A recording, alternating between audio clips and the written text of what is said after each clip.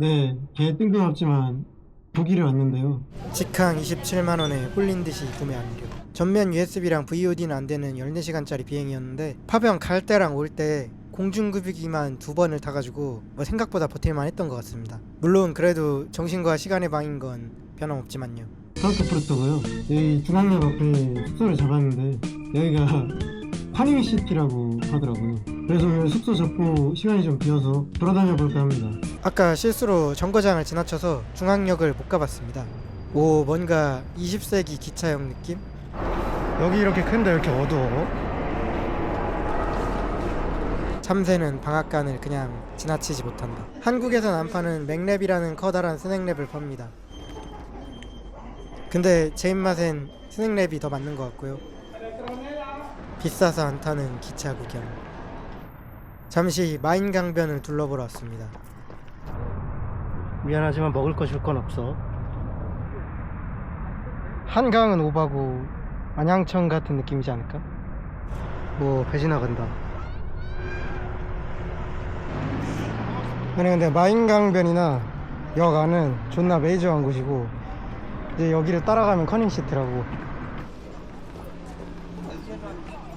뭔가 이 사거리를 기준으로 분위기가 바뀌기 시작했습니다.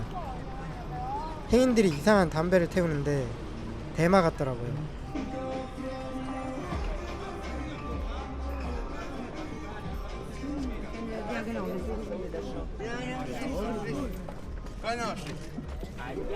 바닥에서 보약으로 추정되는 물건을 정리하는 모습을 볼 수 있었습니다.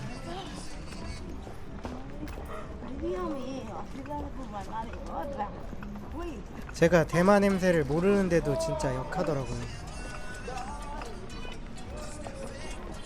프랑크푸르트 중앙역 앞이 이렇게 된 이유는 시 정책과 관련이 있다고 하는데요. 도시 안에 퍼져있는 각종 범죄 요소들을 관리하기 쉽게 이 거리에 몰아넣은 거죠. 에이즈 방지 대책이나 무료 주사기 교환 또한 지원한다고 합니다. 그래서 현지인들도 밤늦게는 여기 안 온다고 하네요. 쓰레기통에서 뭔가 루팅하는 사람이.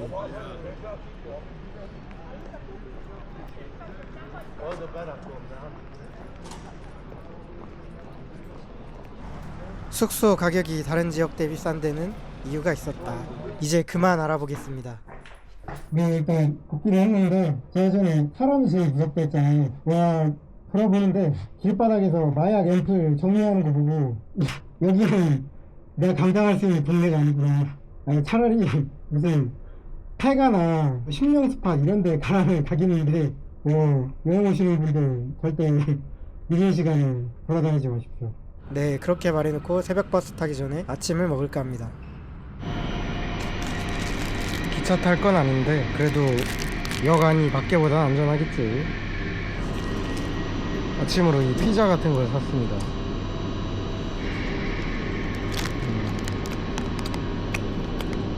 아, 맛있어서 하나 더 샀거든요. 근데 여기 진짜 도시가 질이 안 좋다. 이거 사는데 막 잠깐 막 서 있잖아. 막 여기 사람들이 와서 막 영어로 존나 말을 해. 근데 결국 돈 달라는 얘기거든. 그리고 현금으로 계산을 하고 잔돈을 받잖아. 그리고 또 와가지고 돈 달라 그래. 와, 진짜 약쟁이들 개 많고 길에서 대마도 존나 피고 썩 좋은 동네 아니게. 오히려 캐리어 끌고 다니는 사람들 보이면 안심이고, 여행객들이니까. 버스. 너무 빨리 왔나? 여기서 드레스덴 버스를 타야 되는데. 엄청 자연스럽게 지연이 됐네요. 아, 진짜 버스 존나 안 오네. 한 번 더 지연이 됐습니다. 2번 지연한 시간보다 늦어서 안 오는 줄 알았습니다. 한국인들이 독일에서 문화 충격 받는 게 이 지연 문화라고 합니다. 그들에겐 너무 당연한. 드레스덴까지는 버스로 6시간 넘게 걸려서 좀 자볼까 해요. 프랑크푸르트 드레스덴 6시간도 쉽지 않군요. 와, 버스가 무슨 6시간 동안 휴게소 한 번 안 들르냐. 오자마자 바로 기차를 타고 이동합니다. 독일 철도는 문을 직접 열어야 되더라고요. 여기 드레스덴에 엄청나게 유명한 군사박물관이 있다고 합니다. 아, 접근성이 존나 헬이네. 왜 역하고 역 사이에 만든 거야? 슬슬 거의 다 온 것 같습니다. 41년부터 45년. 이건 또 뭐야?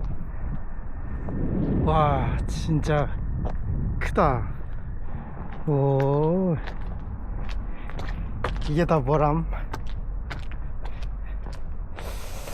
신기하긴 한데 뭐가 뭔지 모르겠군. 스쿼드 미사일?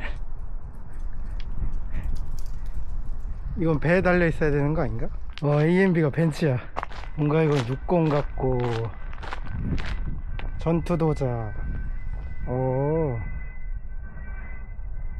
그냥 배를 하나 갖다 놔버렸네. 장갑차랑 항공기들도 전시되어 있었습니다.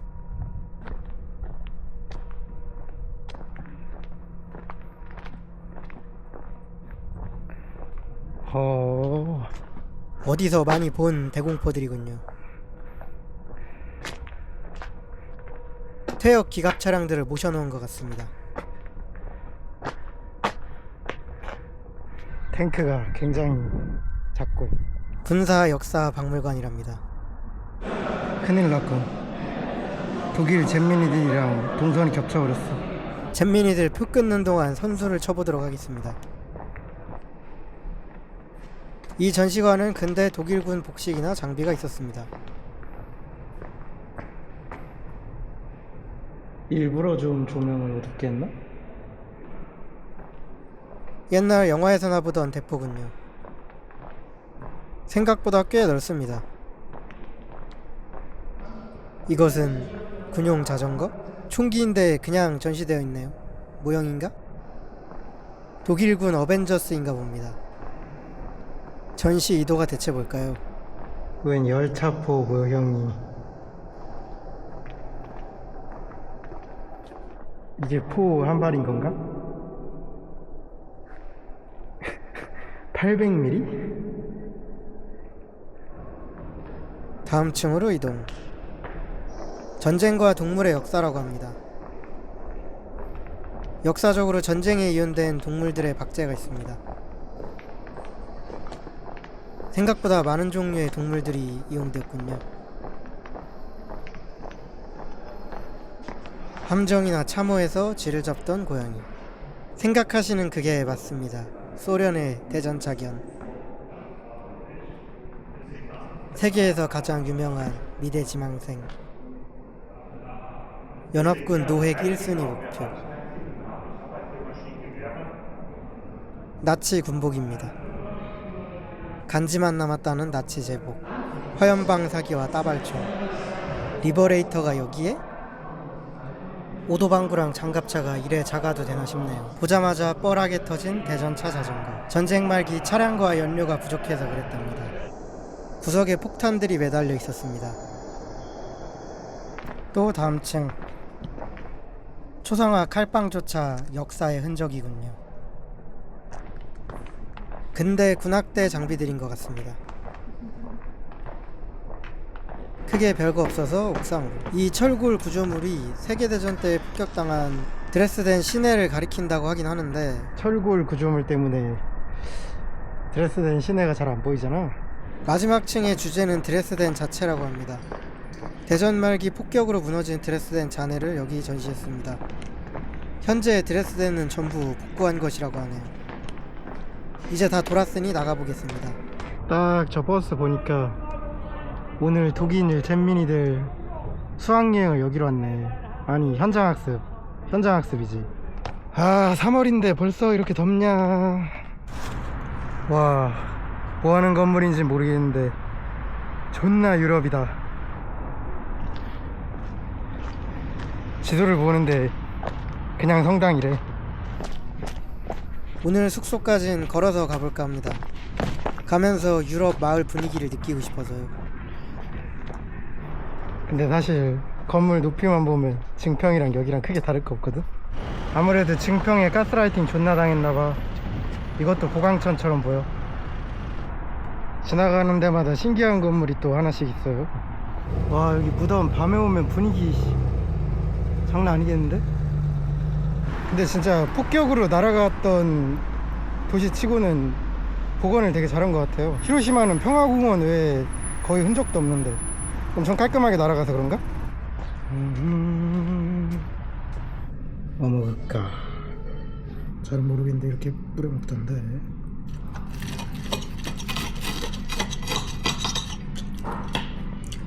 한 줄 요약, 독일 비프가스. 고기야 당연히 맛있는 거니까 오히려 스파게티에 기대를 했는데요. This ain't spaghetti. This is army noodles with ketchup. 근데 먹을 때는 별로 딴 생각 없었는데 방금 그게 23유로, 한국 돈으로 한 4만원 정도 하는데 독일 물가 살벌하다. 살벌해. 뭐를 사 먹어도 한국보다 1.5배 이상 더 비싼 것 같아요. 여기 오래 있을 곳은 아닌 것 같은데. 길리를 갖고 와서 이런 데서 노상 까면 숙박비 아낄 수 있는데 농담입니다. 아, 이거 갱군하는 것 같구만.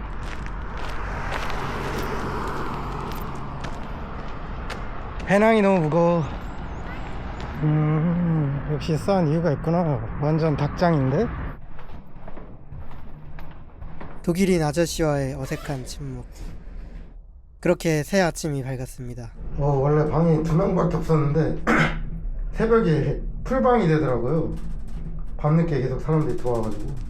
물가가 존나 비싸다고 느껴지는데 이렇게만 사도 8,000원이 넘어. 지금 구시가지를 가는 길인데 저는 여행을 오면은 어지간하면 걸어 다니거든요. 그래도 한 3km까지는 허용 범위? 잘은 모르겠지만 뭔가 또 웅장한 게 낫다.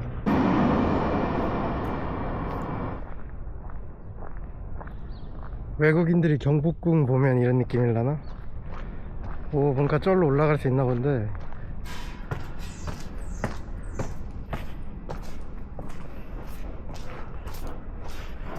뭔가 다크소울 맵 같다. 여기 영역을 표시하는 중입니다.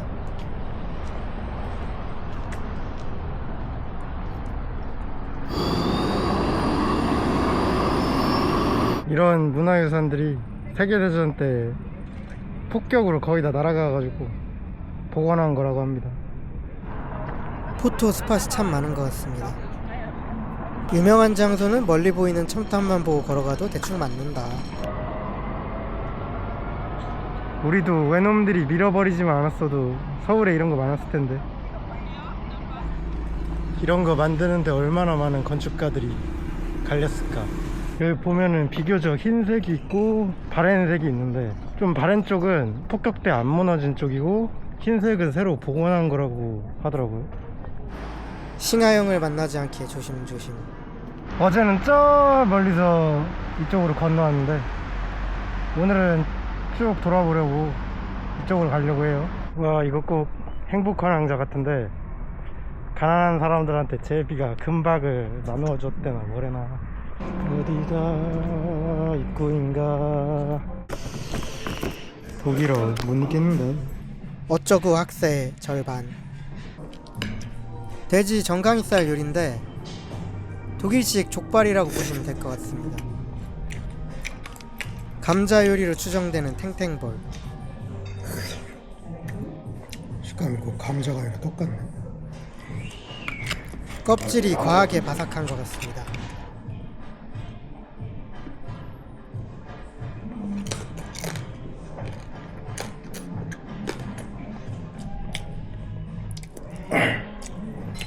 배불러가지고 이 탱탱볼은 못 먹겠다. 17유로 한 3만원 정도 주고 먹었는데 어제 슈니첼보다는 더 만족했습니다. 근데 나 빼고 다 술 마시던데. 여기는 관공서 건물도 이렇게 생겼네.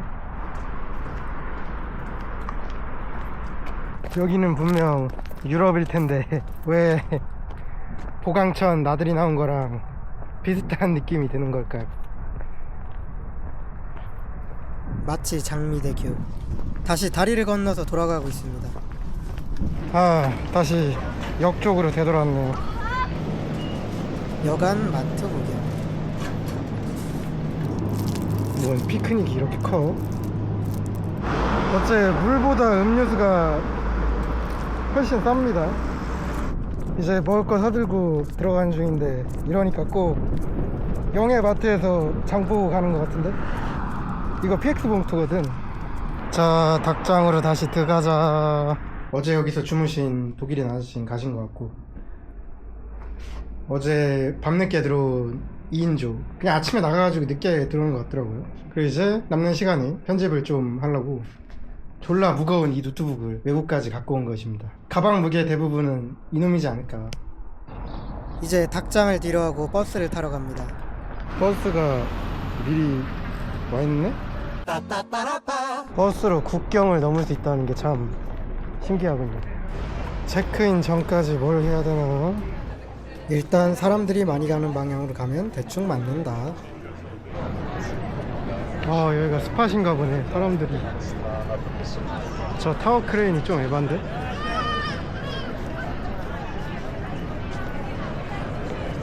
와, 진짜 압도된다.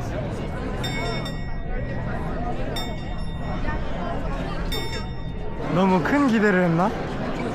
진짜 종치는 거 말고는 별거 없었네. 원래는 프라하에 올 예정이 없었는데 이 노정을 짜면서 드레스덴에서 바로 폴란드 크라쿠프로 넘어가려 했거든요. 근데 그 경로를 지핀티한테 물어보는데 너 그 여행 경로라면 꼭 들러야 될 유럽 도시가 있어, 이지랄 해가지고 와봤는데 생각보다 나쁘지 않네요. 와, 여기는 진짜 마을 전체가 중세 도시 같아요. 도시 전체가 다 문화유산이다. 한국에 없는 메뉴를 막 파는데 이렇게 이걸로 저녁밥 해결. 확실히 단체 관광객이 많네요. 아, 진짜 천국의 계단이다. 부천 전기줄 마냥 사람들이 있네.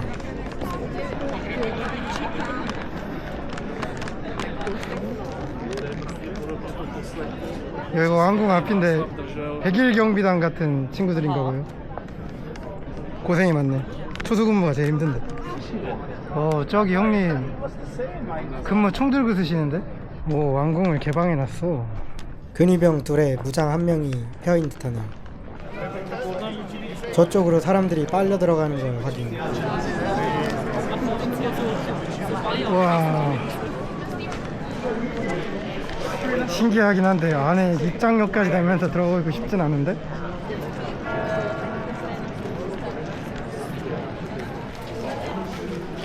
여기도 사람이 몰리네요. 풍경을 줄 서서 찍어야 돼. 사람이 너무 많아. 슬슬 다리 지나서 숙소로 가면 딱 시간 맞을 것 같은데요.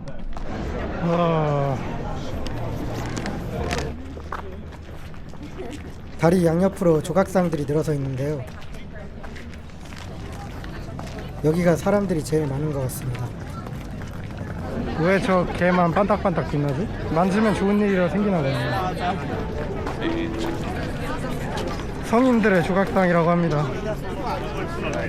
어덜트 말고 세인트. 여기가 병목 현상이 엄청 심해가지고 소매치기가 엄청 많다고 해요. 아직 제 맥날은 털리지 않았지만, 이제 어디 더 이상 가고 싶지가 않습니다. 오늘은 몇 번 걸었을까. 슬슬 후달리기 시작하는데. 체코 15여단이다. 여기가 오늘의 닭장인가. 심지어 그라운드 플로어 포함 5층입니다.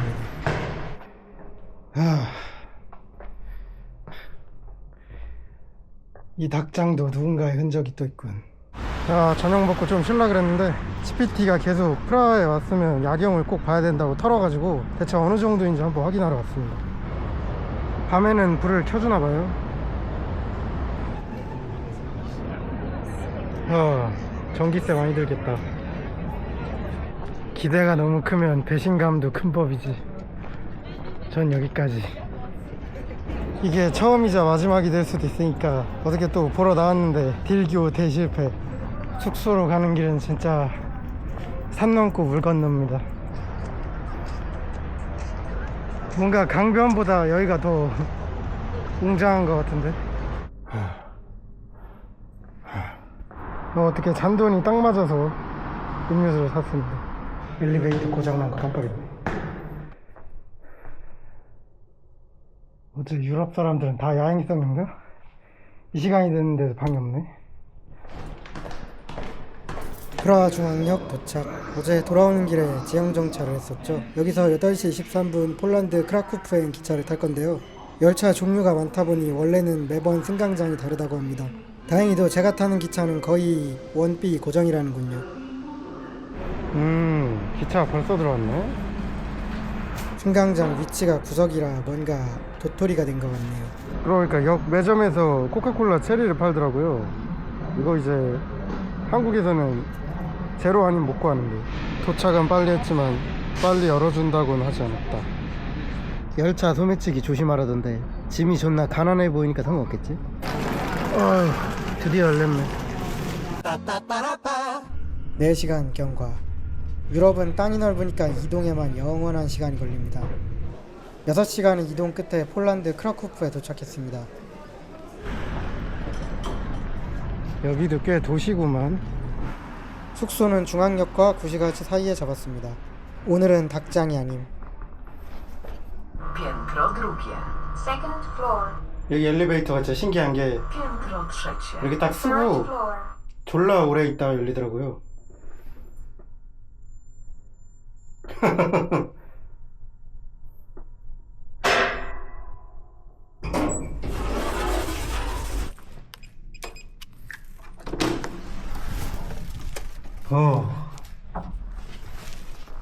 오랜만에 닭장을 벗어나. 진짜 유럽은 방에 냉장고 있는 방이 흔치 않네. 그럴 때는 역시 자연 냉장고를 이용한다. 뭔가 일부러 이러라고 철심이 박혀 있는 건가?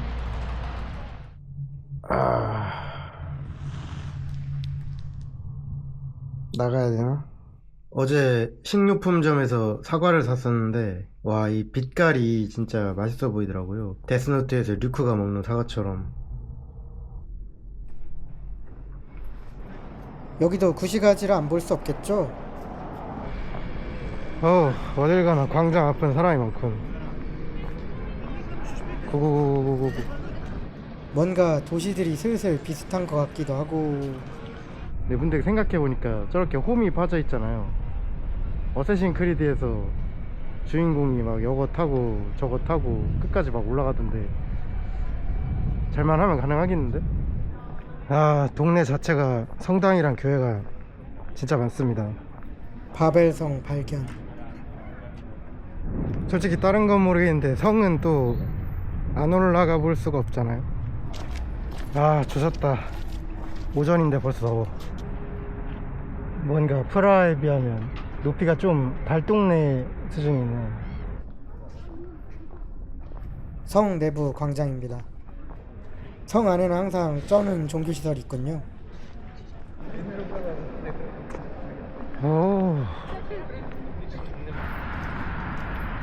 독일 점령 전까지 크라쿠프에서 유대인들이 가장 많이 살았다는 유대인 지구를 가고 있습니다. 이야, 건물들 연식이 상당한데. 유대교 회당 발견. 예배 중인 것 같습니다.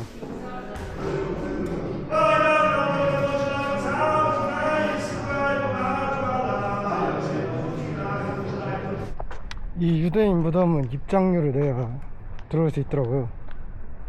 와, 근데 진짜 분위기 보소. 뭔가 어디서 본 것 같은 느낌이 들었는데,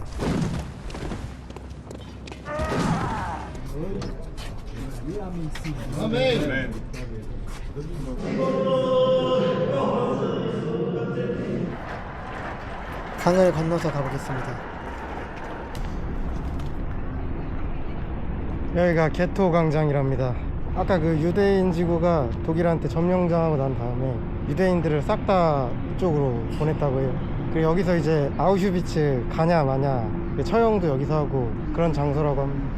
이 의자의 의미는 유대인들이 강제 이주할 때 짐과 가구를 빼놨는데, 사람만 끌려가면서 의자에 앉아야 할 사람들이 더 이상 없음을 상징한다고 합니다.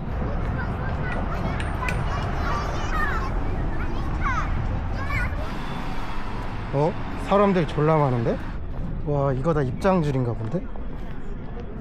일단 점심 먹고 생각하기로 했습니다. 폭찹과 파스타를 주문했습니다. 아니 뭐야, 생각보다 양이 개 많잖아. 제가 아는 폭찹의 형태는 이게 아닌데 돈가스 소스가 필요한 맛입니다. 유럽인들은 이걸 소스 없이 어떻게 먹지? 으깬 감자를 발랐는데 그럭저럭 먹을만 합니다. 파스타 접시로 옮기기. 페퍼 어쩌고길래 매운 건 줄 알았는데 살짝 간장? 면이 딱딱한 거 빼면 괜찮은 맛이었습니다. 파스타 소스 바르기. 이게 떡라면에 돈가스였으면 아예 참교육을 시켜줬을 텐데 아쉽게도 다 못 먹겠습니다. 백이즐루티 먹는데 돈 안 아끼는 주의긴 한데 이게 맞는 건가? 줄이 전혀 안 줄었잖아. 월요일은 무료 입장이라서 오픈런을 해야 된다는 걸 모르고 있던 저의 선택은 관람을 포기한다. 지금 벌써 오후여가지고 기다려도 관람을 못할 가능성이 크다고 합니다. 그리고 또 보니까 현장 학습 온 잼민이들이랑 또 겹쳤어. 여기 박물관 때문에 어제 신들러 리스트 복습했는데 그래도 뭐 더 중요한 곳을 내일 갈 거기 때문에 유럽 식단으로 피폐해진 속을 달리기 위해서 아까 구시가지 근처에 한인마트가 있다고 합니다. 여기는 좀 다리 규모가 커서 고강천 같지 않네. 한인마트는 아니고 한국 식품점? 라면 코너 발견. 말도 안 되는 라면을 발견했습니다. 고추장, 된장, 쌈장, 김치, 단무지, 떡볶이 겁나 비쌉니다. 유럽 여행 중에 제일 설레는 순간이었어요.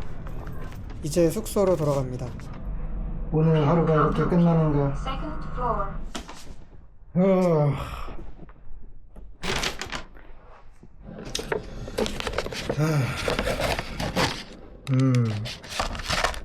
건더기도 완전 한국 거랑 똑같구만. 사실 한국에선 신라면 1년에 한 번 먹을까 말까인데 지금은 개맛있겠는데.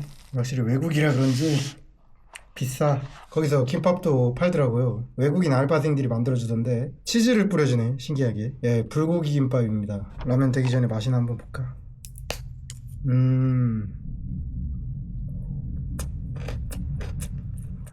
맛있는데? 진짜 유럽 음식들은 먹으면 속이 느글느글 거려가지고 어제 삐에로기인가? 폴란드 만두 먹는데 이게 느끼해가지고 잘 안 들어가더라고요. 뭐야, 볶음김치였잖아. 발열식 볶음김치 때문에 딱히 그렇게 선호하지 않습니다. 라면 개맛있겠다. 이게 유럽 음식이 진짜 저한테 안 맞는 것 같습니다. 맥도날드가 거의 유일한 희망?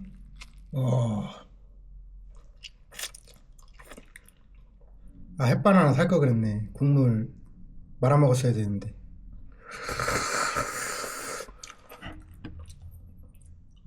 마지막 김치는 김밥에 몰빵해서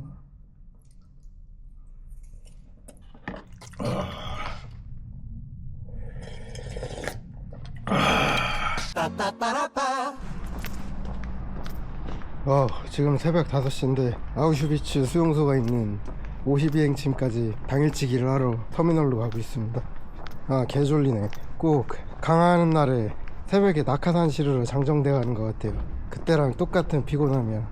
아우슈비츠 표 끊고 교통편 구하는 게 지금까지 유럽 일정 중에 제일 빡셌던 것 같아요. 자유투어는 이미 마감돼서 영어 그룹 투어로 구하고, 사실 어제 신들러 박물관이 그렇게 목매지 않은 것도 오늘 아우슈비츠를 가기 때문입니다. 크라쿠프에서 52행침까지 1시간 반 정도 걸리는데 6시 15분 차였나? 그거 타면은 한 7시 반 넘어서 박물관 바로 앞에 내려준다고 하더라고요. 근데 투어가 8시 반부터니까 좀 기다려야 되긴 해. 여기 신기하게 플랫폼 지하로 의자에 왜 이렇게 새똥이 왔나 했는데 범인은 너네들이구나. 이런 호러 자식들. 크라쿠프 중앙 터미널에서 수용소 앞까지 버스가 다닙니다. 기차를 타는 방법도 있지만 그러면 역에서 걸어가야 합니다. 방문 인원이 많아 첫 차를 제외하고는 금방 매진되더군요. 각지에서 온 방문객들로 임산인해를 이루고 있습니다. 사람이 정말 많기 때문에 자기 입장 시간 30분 전에는 들어가야 합니다. 공항급 신체 검사를 합니다. 저는 8시 30분 영어로 신청했습니다. 근데 8시 27분까지 아무 일도 일어나지 않았습니다. 안내데스크에서 이걸 받아야 되는구나. 투어 그룹이 엄청 많기 때문에 그룹별로 헤드셋을 끼고 관람합니다. 2차 세계대전 당시 독일은 점령한 폴란드에서 정치범과 저항 세력을 수용하기 위해 이 수용소를 세웠습니다. 하지만 나치의 유대인 말살 정책이 시행되면서 이곳은 유대인들을 학살하는 시설로 변하게 되었습니다. 히틀러가 인종주의 이데올로기에 기반해 유대인을 독일과 세계의 적으로 규정했기 때문입니다. 나치는 유럽 각지의 유대인들을 개토에 모은 뒤 화물열차로 수용소에 보냈는데 그중 아우슈비츠는 유럽 전역의 유대인이 모이는 가장 큰 시설이었습니다. 입구에는 유명한 문구가 있습니다. 노동이 그대를 자유롭게 하리라. 이 문구는 수용자를 속이고 통제하기 위한 선전이었습니다. 이 문구는 수용소에 있던 수용자인 금속공 작업반이 만들었습니다. 그 과정에서 한 수용자가 몰래 저항의 의미로 비를 거꾸로 용접했다고 합니다. 아우슈비츠 수용소에서 약 110만 명이 목숨을 잃었으며 그중 약 100만 명이 유대인이었다고 합니다. 나치는 수용자들을 나이, 건강 상태, 노동 가능 여부를 통해 왼쪽, 오른쪽으로 나눴습니다. 노동이 불가능한 어린이, 노인, 임산부, 환자는 즉시 가스실로 보내졌습니다. 나치는 노동 불가능 판정을 받은 사람들을 속이기 위해 샤워를 해야 한다고 설명했으며 샤워 후 옷을 다시 입어야 하니 자신의 옷가지 위치를 기억하라고 했습니다. 그래서 많은 사람들은 자신이 죽게 된다는 사실을 몰랐습니다. 선별해서 살아남은 사람들은 이후 번호 문신, 머리 삭발, 죄수복을 받고 강제노동에 투입되었습니다. 아우슈비츠에서 잘린 수감자들의 머리카락은 독일로 보내져 양말, 단열재 등을 만드는 데 사용되었고 남은 것들은 여기에 전시되고 있습니다. 나치는 가스실로 보내진 여성들의 머리카락도 사망 후 잘라서 수거하였습니다. 또한 수용자들에게서 뽑아낸 금리는 녹여서 나치 재정으로 들어갔습니다. 수용자들의 안경도 따로 모아 독일로 보내졌습니다. 유대인들은 자신들이 새로운 곳으로 이주하는 것이라고 믿고 있었기 때문에 각종 생필품들을 모두 챙겨왔습니다. 의족이나 보행구를 사용하는 사람들은 즉시 가스실로 보내졌습니다. 아우슈비츠에는 수천 켤레의 수용자 신발이 전시되어 있으며 그 중에는 어린이 신발도 많습니다. 어린이들은 즉시 노동 불가능 판정을 받았기 때문입니다. 사람들의 가방에는 이름과 주소가 적혀 있는데 이 또한 샤워 후 물건을 다시 찾기 위함이라 속였습니다. 이 건물에는 생존자들의 기억을 바탕으로 그린 그림들이 전시되어 있습니다. 수용자들은 죄수복을 지급받았지만 이 옷은 대부분 제대로 맞지 않았고 추위를 막기에도 턱없이 부족했습니다. 그들은 얇은 옷 한 벌과 나무 신발만을 신고 혹독한 날씨 속에서 생활해야 했습니다. 여기서 문신 번호를 받았다는 것은 일단 선별에서 살아남았다는 것을 의미하기도 했습니다.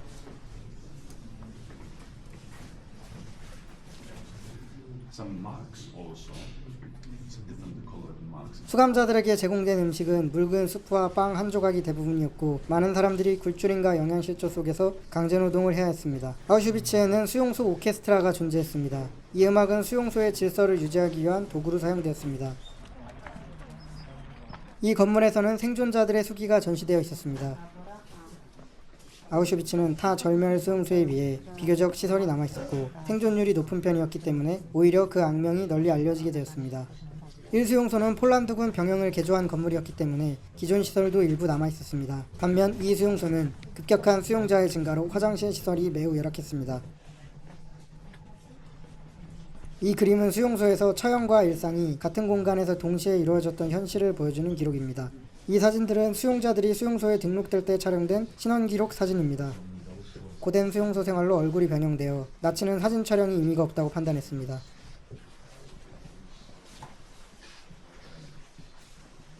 사진은 수용소에 등록된 수용자들만 촬영되었습니다. 하지만 많은 사람들이 바로 가스실로 보내졌기 때문에 사진 기록조차 남지 않았습니다. 아우슈비츠의 징벌동은 층마다 용도가 달랐습니다. 지하는 극단적인 처벌 감옥이었고 위층은 수용소를 감시하던 나치의 관리 공간으로 사용되었습니다. 같은 건물 안에서 처벌과 감시가 동시에 이루어졌던 곳이었습니다. 서서 갇히는 감방은 90 x 90 정도의 작은 공간에 최대 4명이 함께 들어가 앉거나 눕지 못한 채로 밤새 계속 서 있어야 하며 문에는 작은 공기구멍만 있는 형태였습니다. 굶겨 죽이는 감방에서는 수용자들에게 음식과 물을 전혀 주지 않았습니다. 1941년 한 수감자가 탈출하자 나치는 보복으로 10명을 선택해 굶겨 죽이기로 했습니다. 그러자 막시밀리언 콜베라는 신부가 가족이 있는 다른 수감자를 대신해 죽겠다고 자원했습니다. 그는 이 감방에 갇혔고 대부분이 굶주리고로 죽었지만 콜베 신부는 마지막까지 살아있었고 결국 나치가 독극물 주사를 놓아 살해했습니다. 제10감방은 숨구멍이 다른 방에 비해 작은 거의 밀폐된 공간이었습니다. 수감자를 여러 명 넣은 뒤 산소 부족 상태에서 밤을 보내게 했습니다. 지하 감방의 철문에는 작은 유리구멍이 있습니다. 이 구멍은 간수들이 감방 안을 확인하기 위한 관찰창이었습니다. 수감자는 감방 안에서 밖을 볼 수 없었고 간수는 언제든지 구멍을 통해 내부를 볼 수 있었습니다. 그래서 수감자는 항상 감시당하는 느낌이었다고 합니다. 옆마당에는 죽음의 벽이 있습니다. 여기서 수천 명이 처형되었기 때문에 많은 수용자들이 이 장소를 두려워했습니다. 수용자들은 하루 최소 2번 이 광장에 모여야 했습니다. 나치 경비병들은 여기서 수용자 수 확인, 처벌 및 공지 등을 진행했습니다. 탈출자가 있을 때, 시신수가 맞지 않을 때 이런 문제가 생기면 여기에 계속 서 있어야 했습니다. 아우슈비츠는 전기 철조망과 감시탑으로 둘러싸여 있었습니다. 철조망에는 전기가 흐르고 있었고 감시탑에는 무장한 경비병들이 수용소 전체를 감시하고 있었습니다. 중립지대는 철조망 주변에 설정된 구역으로 수용자가 이곳에 들어가면 경비병이 경고 없이 즉시 사살할 수 있었던 공간입니다. 일부 수용자들은 철조망에 몸을 던지거나 일부러 중립지대로 들어가 총에 맞아 죽기도 했습니다. 1수용소 마지막에는 가스실과 화장로 건물이 있습니다. 노동이 불가능하다고 판단된 사람들은 이곳으로 보내졌고 시클론-B 가스를 통해 살해된 뒤 시신은 옆에 화장로에서 소각되었습니다. 이 수용소로 가기 위해 셔틀버스를 탑승합니다. 5분 정도 이동하여 이 수용소인 비르케나우에 도착했습니다. 비르케나우는 아우슈비츠 이 수용소로 이 철도는 유럽 전역에서 온 사람들이 기차를 타고 도착해 선별을 받았던 장소입니다. 이곳에는 수백 개의 막사와 대형 가스실, 화장로가 있었으며 아우슈비츠 희생자의 대부분이 이곳에서 목숨을 잃었습니다. 1945년 초 소련군이 폴란드로 진격하자 나치는 이곳에서 이루어진 학살의 증거를 없애기 위해 철수 과정에서 가스실과 화장로를 폭파하거나 불태워 파괴했습니다. 비르케나우는 처음 계획될 때 영구적인 수용시설로 만들려고 했습니다. 그래서 초기 계획에서는 벽돌 막사가 건설되었지만 수용소 규모가 급격히 커지면서 나중에는 목재로 막사를 만들게 되었습니다. 전쟁이 끝나고 수용소가 해방된 뒤 주변 지역 주민들이 막사에 사용된 목재를 가져가면서 나무 구조물은 대부분 사라졌습니다. 그래서 벽돌로 만들어진 굴뚝만 그대로 남게 되었습니다. 어린이들은 도착 직후 선별해서 노동이 불가능하다고 판단되어 가스실로 보내졌지만 일부 어린이들은 잠시 수용소에 남기도 했습니다. 특히 비르케나우의 가족 수용 구역에서는 부모와 함께 온 아이들이 막사에서 생활했습니다. 그러나 시간이 지나면서 나치는 이 구역을 유지할 필요가 없다고 판단했습니다. 그래서 1944년 여름 가족 수용 구역에 있던 대부분의 사람들은 다시 선별을 거쳐 가스실로 보내졌습니다. 비르케나우 막사의 침상은 한 칸에 여러 명이 함께 누워야 했고 위층에서 설사가 떨어지거나 바닥에 오물과 벌레 때문에 아래층이 더 열악하기도 했습니다. 단열이 거의 없는 막사에서 수감자들은 야외와 다름없는 혹한과 더위 속에서 생활하였습니다. 1945년 소련군이 접근하자 나치는 비르케나우의 가스실과 화장로를 폭파하고 수감자들을 서쪽으로 강제로 이동시켰습니다. 많은 사람들이 이동 중 목숨을 잃었고 결국 1945년 1월 27일 소련군이 도착하면서 병든 수감자들만 남아있던 수용소는 해방되었습니다. 이렇게 3시간 반의 아우슈비츠 비르케나우 수용소 투어가 종료되었습니다. 이제 다시 크라쿠프로 돌아갈 일만 남았군요.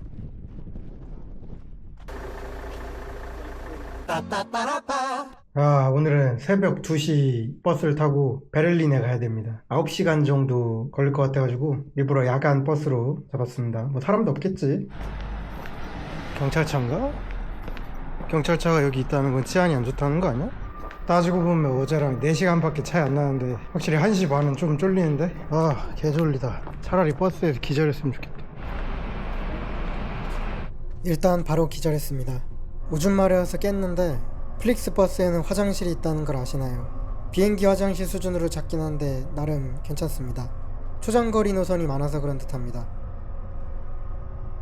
운전도 플릭스버스 밤학 입은 3분이 돌아가면서 하시더라고요. 앞자리 대머리 아저씨 승객인 줄 알았는데 일어나서 운전하러 감. 확실히 9시간은 쉽지 않습니다. 마음에 독일 아니랄까봐 또 지연돼가지고 오는데 시간 걸렸네. 딱 점심때여서 식당을 찾고 있습니다. 이탈리아 음식점 도전. 오, 식전빵인가? 뭔가 비싼 곳으로 들어온 것 같습니다. 독일어 몰라서 번역기 돌렸는데 송아지살 어쩌고랍니다. 맛은 있는데 소스가 살짝 아쉽네요. 감자는 그냥 감자. 맥도날드 의문의 1승. 볼로네제라고 써진 걸 보고 먹을만 하겠구나 싶었습니다. 스파게티는 제가 만들어도 실패하기 어렵기 때문에. 맛은 있는데 사이제리아에서 파는 나폴리탄이라든가 PX의 스파게티랑 크게 차이 없는 것 같기도? 음료수 구경하기. 체크인까지 시간이 넘나 많이 남았어. 다른 데서 쉬다 가야지. 낚시하고 싶어지는 곳인데 강하기 좋은 날씨구만.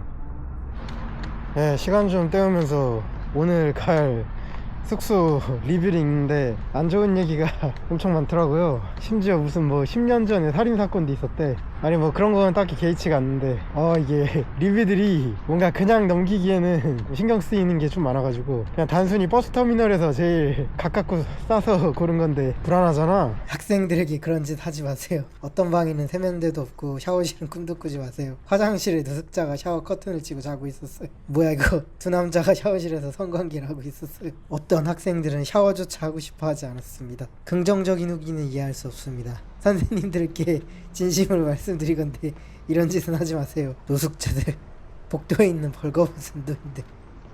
와 이건 너무 창문인데? 이분은 화가 많이 나신 듯합니다. 한 화면에 다 안 들어가요. 사람들이 침대 삐걱거리는 거랑 공용 화장실에 대한 불만이 굉장히 노숙자 쉼터로 개조하는 게 나을 것 같습니다. 다음번 학교 수학여행 때는 좀 더 편안하고 시설이 좋은 조용한 숙소를 원합니다. 여기는 선생님이 별점 1점 주셨어. 뭔가 사진 사기가 있는 것 같습니다. 엘리베이터 없다. 공용 화장실이다. 살인사건. 이게 그거 같습니다. 50년 된 체육관 탈의실. 밤 9시 이후에 소음 금지인데 누구도 지키지 않는다. 이 사람은 랩인지 시를 써놨네요. 진짜 이 후기를 읽으면서 고민을 많이 했습니다. 근데 문득 훈련 때 땅 까고 자거나 비닐하우스에서 쪽잠 자던 거 생각나더라고요. 지붕만 있으면 어떻게든 되겠지 싶어서 일단 가기로 했습니다. 와사카 여긴가? 겉모습만 봐선 전혀 해피하지도 않고 럭키하지도 않은데 사실 종로 고시원 출신으로서 어디가 더 쓰레기인지 견주고 싶은 마음도 있어요. 대마 금지. 일단 건물 외벽부터 좀 압도되긴 했습니다.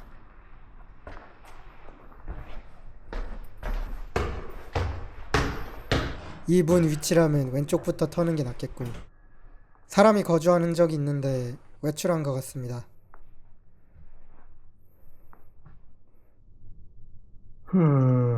아직까진 잘 모르겠는데. 근데 만약 이 숙소에 리뷰 같은 괴물들이 존재한다면 나도 괴물이 되는 수밖에 없어.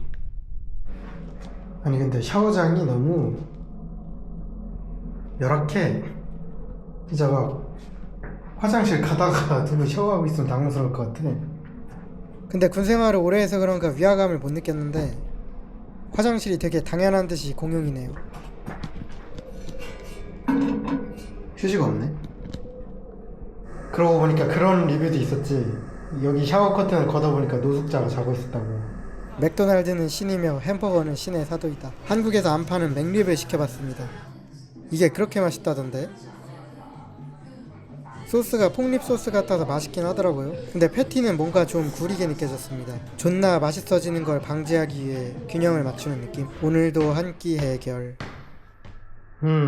어제 룸메는 유럽 사람이었는데 어느 나라인진 모르겠고 리뷰에 비해서 생각보다 멀쩡한 밤을 보냈습니다. 참고로 어메니티는 수건뿐. 뭐 예전에 어땠는지 모르겠는데 이렇게 시트를 자기가 직접 씌워가지고 빈대 예방을 하는 것 같더라고요. 운 좋게 괜찮은 방을 받은 것 같습니다. 오늘은 제가 보고 싶은 베를린 명소들을 방문할 겁니다. 첫 번째는 냉전 관련인데요. 독일은 2차 대전 패전 이후 연합국들에게 분할 통치되었습니다. 당연히 수도인 베를린도 쪼개졌지만 동독 안에 서베를린이 있는 섬 같은 형태였죠. 그렇게 자유주의인 서독과 공산주의인 동독으로 나뉘었습니다. 문제는 서독이 더 잘 살았기 때문에 동독 주민들이 서독으로 탈출하는 경우가 많았습니다. 그래서 소련과 동독이 동독 주민들의 탈출을 막기 위해 세운 것이 베를린 장벽입니다. 오늘 온 체크포인트 찰리는 베를린 장벽의 대표적인 검문소였습니다. 냉전 당시 검문 문제로 미국과 소련이 서로 탱크로 대치하기도 했습니다. 당시에는 핵전쟁으로 이어질 수 있는 사안이라 비공식 협상을 통해 탱크를 조금씩 후진하는 방식으로 철수했다고 합니다. 현재 있는 것은 재현한 모형입니다. 맥도날드 발견. 참새는 이하 생략. 맥스파이시 코리안 스타일이라길래 주문했는데 오이? 오이? 너네 진짜 죽을래? 여기도 관광 스팟이라 그런가? 앵벌이 하는 인도계 놈들 존나 많네. 이번에는 게슈타포 본부 터에 도착했습니다. 게슈타포란 나치에 반대하는 사람들을 잡아들이던 비밀경찰로 법 없이 구금, 고문, 처형이 가능했던 조직입니다. 히틀러는 모두의 아버지 어쩌고 이거 꼭 폭격으로 부서진 건물 잔해입니다. 야외에는 전쟁 중 독일 국민들의 삶과 지하에 숨어 살던 유대인들의 삶 등이 정리되어 있습니다. 이것도 그냥 벽이 아니라 건물 터였구나. 베를린 장벽 일부입니다. 박물관 입장. 게슈타포와 친위대를 포함한 나치가 무엇이고 그 활동을 소개하는 박물관입니다. 독일은 일본과 달리 전범 활동들도 기록하고 있습니다. 이런 점에서 차이가 나지 않나 싶습니다. 친위대 사진들이군요.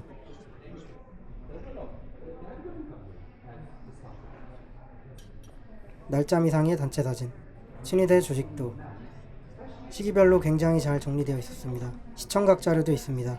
유대인 홀로코스트 내용, 나치의 침략을 받은 나라들입니다.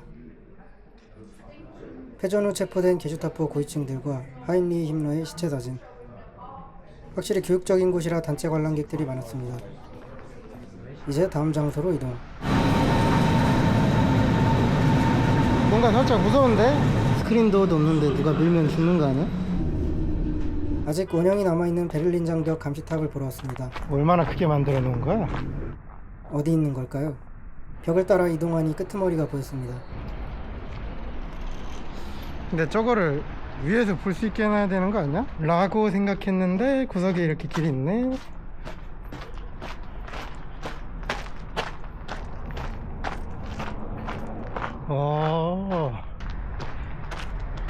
이 틈으로는 뭐 잘 보이지 않지만 일단 비어있네요.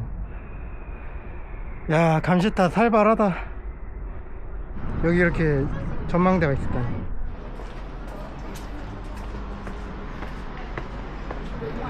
아, 여기서 보는 사람은 원시인인 줄 알았을 거 아니야. 안 그래도 노란색이라 눈에 띄는데. 이제 마지막 장소입니다. 여기는 템페로프 공항입니다. 히틀러가 베를린을 세계 수도로 만들 거라며 건축한 건물로 당시에는 세계 최대 크기였다고 하죠.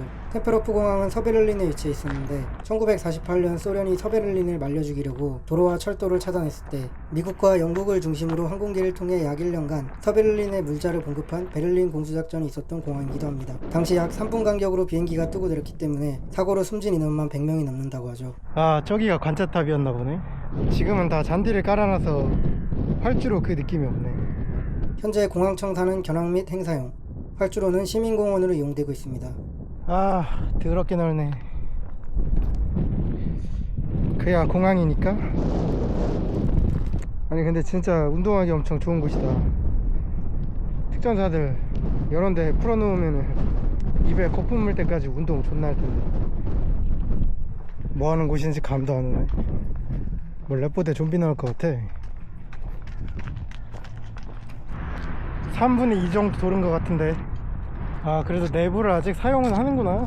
하긴 아무리 연식이 오래됐어도 멀쩡한 건물을 안 쓸 순 없지. 와, 진짜 왜 이렇게 넓어?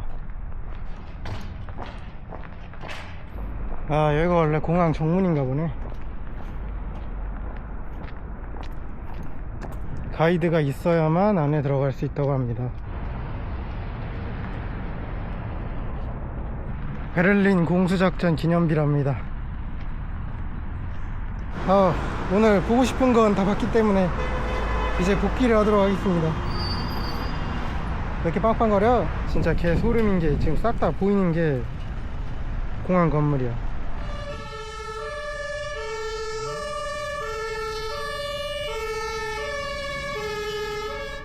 커리부어스트를 먹어보고 있습니다. 그냥 그렇네요. 원래는 오늘 베를린 동물원에 가보려고 했는데 온라인 구매가 계속 오르나서 안 가기로 했습니다. 대신 스타벅스에서 영상 편집을 하기로 했죠. 대충 시간 맞춰서 버스터미널로 이동. 여기서 네덜란드 아르넴으로 가야 합니다. 소매치기를 조심하시라. 베를린에서 아르넴은 8시간 정도 걸립니다. Arnhem Station.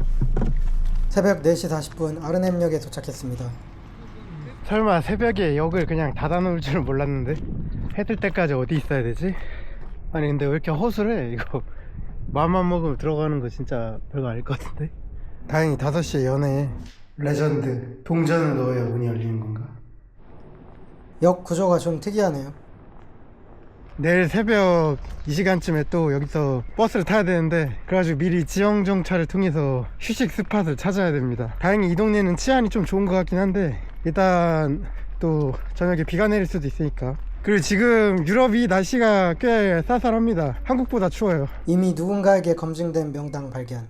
자전거 보관소 같습니다. 대합실에서도 있어보고 하사 빙의에서 화장실에도 있어보고 9시쯤 되니 제법 사람이 많아졌군요.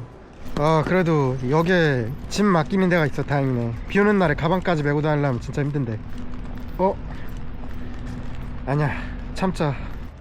아르넴은 2차 대전 당시 마켓가든 작전의 주요 격전지였습니다. 그래서 그런지 주민들이 비 오는 날 조정을 할 정도로 강한 유전자를 물려받은 것 같습니다. 지금 보이는 다리는 존 프로스트라고 이름 붙여진 다리입니다. 마켓가든 당시 영국 공수부대가 고립된 채 끝까지 버텼던 마지막 방어선이었던 곳입니다. 1944년 9월, 연합군은 전쟁을 빨리 끝내기 위해 굉장히 위험한 계획을 세웁니다. 이름은 마켓가든 작전. 마켓, 공수부대 투입, 가든, 지상군 진격. 목표는 간단했습니다. 네덜란드를 가로지르는 다리들을 점령해서 독일 본토로 바로 진입한다. 에인트호번은 미군 101공수, 네이메에는 82공수가 참여하여 독일군을 몰아내는 데 성공했습니다.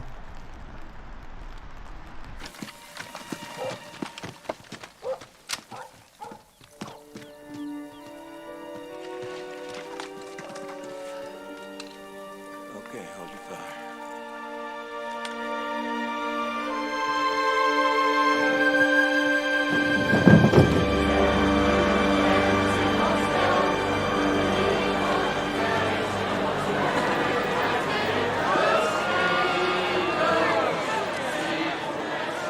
존 프로스트 다리는 그 작전의 마지막 목표 지점이었습니다. 그래서 영국 제1공수사단이 다리를 점령하러 투입됩니다. 하지만 독일의 대공방어를 경계하고 대규모 공세였기 때문에 하루에 한 번씩만 강화하는 계획을 세운 결과 여기서 약 8km 이상 떨어진 평지에 디지가 선정되었습니다. 여기서 연합군이 가장 크게 잘못 판단한 건 이 지역에 독일군이 거의 없을 거라고 생각한 것입니다. 사실 이 지역에는 이미 2개의 친위대 기갑사단이 재정비 중이었습니다. 당시 공수사단과 글라이더 부대를 포함해 1만 명 이상이 투입되었지만 독일군과 교전 및 우회 이동으로 약 6시간여 만에 다리에 처음 도착한 인원은 존 프로스트 중령을 포함한 700명 남짓이었습니다. 다른 부대들은 아르넴으로 가는 길목을 독일군에게 모두 차단당했고 통신두절로 다리의 상황을 알 수 없었습니다. 그런 상황에서 존 프로스트 대대는 증원 없이 전차를 포함한 독일군을 상대로 4일간 다리를 지켜냈지만 결국 탄약이 고갈되어 대부분이 포로로 잡히거나 전사했습니다. 전쟁 이후 이 다리를 지키기 위해 용전한 존 프로스트 대대와 영국 공수사단을 기리기 위해 다리의 이름이 라인강 다리에서 존 프로스트 다리로 바뀌었습니다. 이 일화는 원래 계획보다 한 개의 다리 위치를 너무 멀리 잡았다고 하여 너무 먼 다리라고 불리게 됩니다. 다리 바로 근처에는 공수박물관이 위치해 있습니다. 관련 인물 설명과 다리 모형. 아니 이것은? 당시 상황에 대한 시청각 자료입니다.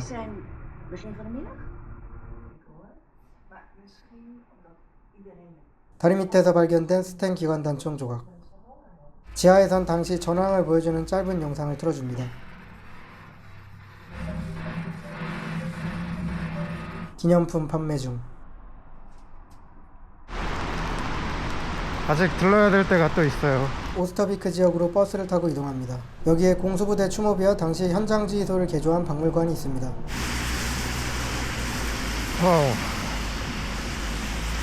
아직도 꽃이 이 돌이 낙하산 타고 있는 모양이구나. 오, 이거 조화가 아니라 생화인데? 아직까지도 네덜란드 사람들은 영국 공수부대한테 고마워하나 보네. 추모비 바로 건너편에 공수박물관이 있습니다.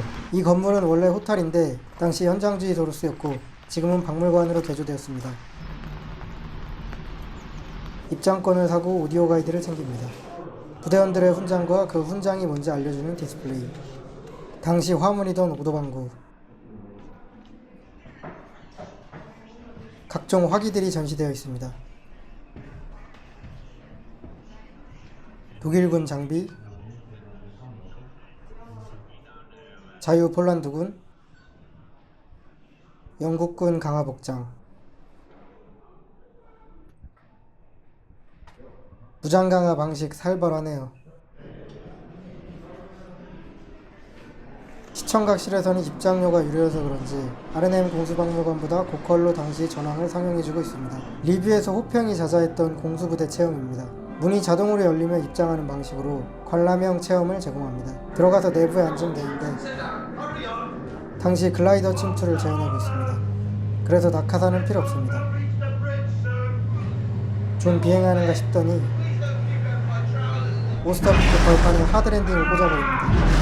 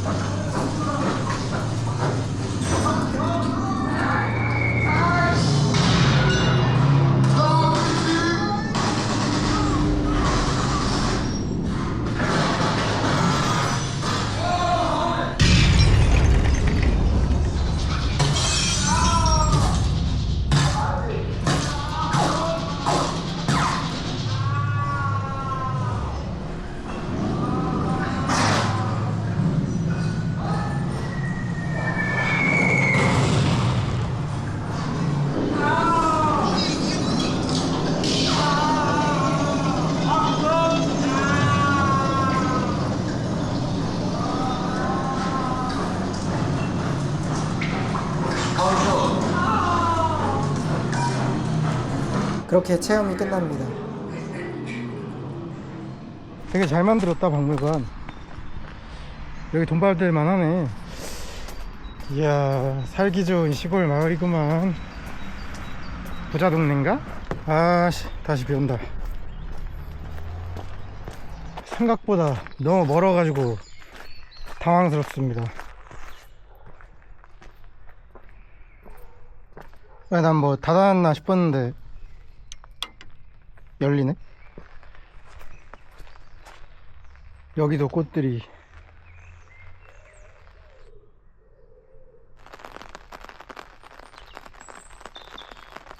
대부분이 1944년에 전사했네요. 소속에 따라서 묘비 문양이 다르네요. 무명용사비. 여기도 생화인 거 보면 사람들 진짜 많이 오나 보다.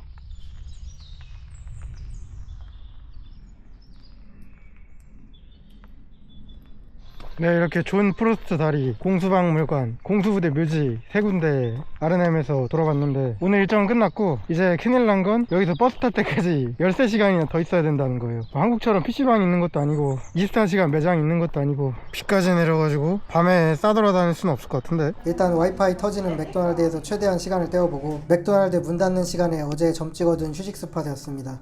어제도 있던 아저씨와 동침. 혹시 조는 틈에 누가 가방 집어갈까봐 몸에 엮어놨습니다. 컨셉이 아니라 카메라 켜놓고 진짜 깜빡 졸음. 아저씨를 뒤로하고 버스를 타러 나갑니다. 다음 목적지는 벨기에의 리에주인데 직항이 없기 때문에 벨기에 수도인 브뤼셀에서 환승해야 합니다. 맥도날드 사랑해 씨바. 이제 다시 리에주로 이동합니다. 아르넴에서 리에주까지 오는데 경유시간 포함해서 10시간 걸렸습니다. 바스토뉴는 기차역이 없어가지고 버스로 갈 수 있는데 여기가 관문이거든요. 여기 겁나 특이하게 생겼네. 저기가 오늘의 닭장인가. 제발 1층, 제발 1층. 응, 2층이야. 역 어딘가에서 라커룸을 찾아야 내일 좀 편하게 갈 수 있을 텐데. 락커룸 찾아다니고 있는데 구석에서 약 바는 형님 발견. 이야, 진짜 별 거지 같은 데다 박아놨네. 그럼 저녁을 먹어볼까. 고기 좀 썰어보러 왔습니다. 유럽은 밥 먹을 때마다 모험입니다. 빨리 한국 가고 싶네요. 그나마 실패 확률이 적은 스파게티. 보통 스테이크에 소스를 따로 안 주더라고요. 제 입맛에는 사이제리아 햄버거 스테이크가 더 맞을지도.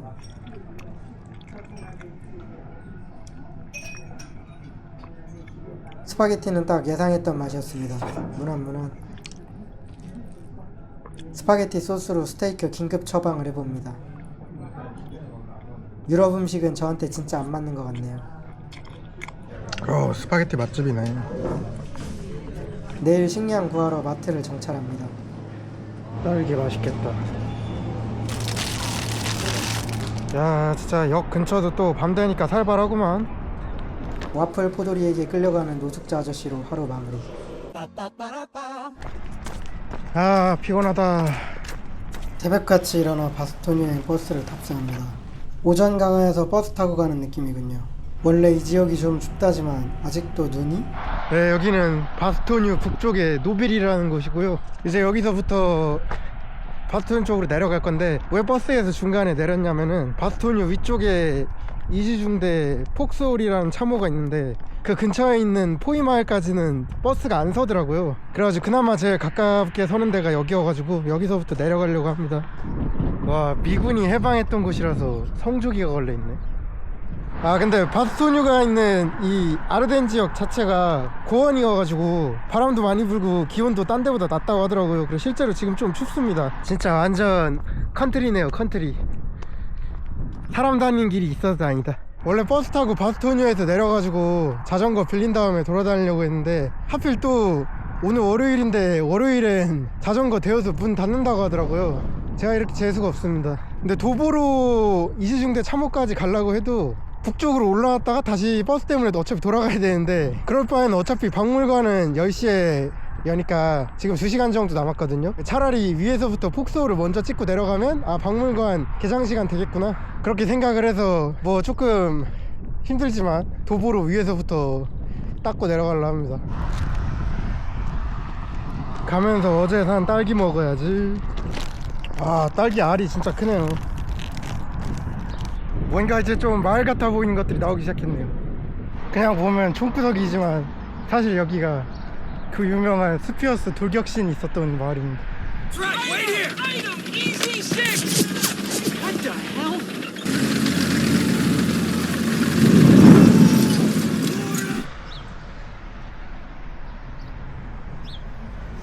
포이전2 추모비입니다. 이 정도면 거의 벨기에 덕상리 아니야? 아, 남의 나라 시골길을 걷는 것도 좋긴 한데 날이 추워가지고 국제면허증 발급 해올걸. 펜스에 웬 나무 십자가들이 많네. 그냥은 못 들어가나 보네. 티켓을 전쟁박물관에 사야 된다는데 박물관도 여기서 꽤 멀거든요. 도보로 갔다가 다시 돌아올 자신 없고, 여기 보이는 게 벌지전투 당시에 팠던 참호들입니다. Hey, Doc. My stuff. Oh, come on, Doc. 저기 뭐 구멍이 살짝 보일랑 올라가는데 막대기 같은 걸 좀 써볼까? 여기 나무 끝에다가 이렇게 매달아 가지고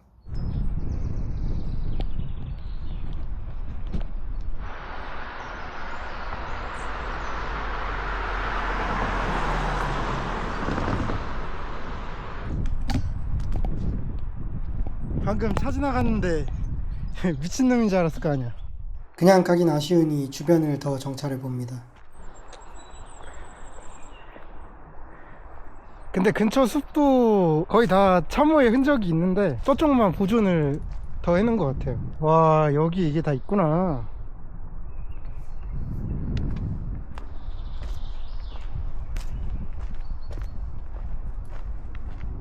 아, 안에 굳이 들어갈 필요 없었네. 밖에도 있네. 와, 근데 아직까지 그때 흔적이 있는 게 신기하다.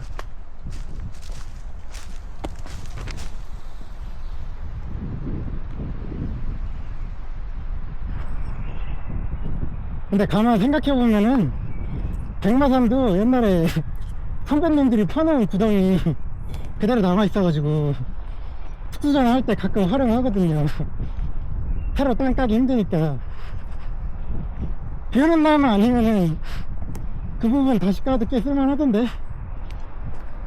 바스토뉴 참호에서 기념으로 한 칸 남겨봅니다. 아, 이제 전쟁박물관으로 가보겠습니다. 이 수들을 보니 소불이 끄는 울타리가 생각나는군. 아니, 그냥 지나가고 있는데 이지중대 추모비가 딱 나오네.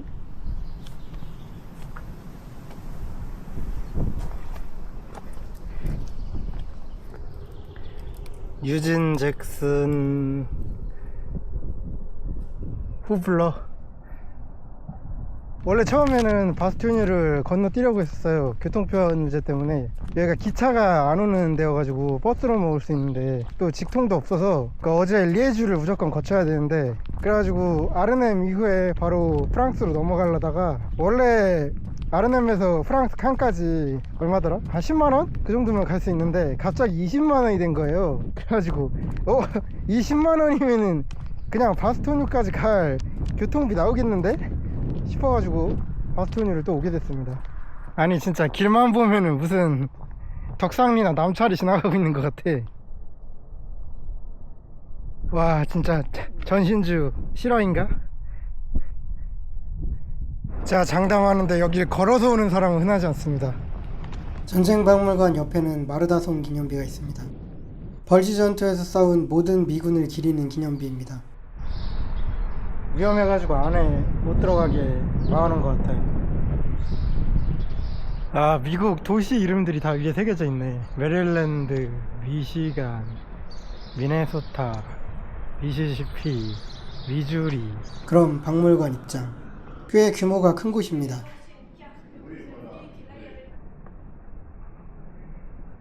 기념주와 자판기입니다. 그럼 관람 시작. 4명의 가상 나레이터들이 오디오 가이드를 해주는 방식입니다. 전쟁박물관이기 때문에 벌지 전투뿐만 아니라 다양한 주제를 다룹니다. 독재 다이스키 3인방, 여기에도 3D 안경이, 오버로드 작전 개요 및 2차 대전 흐름,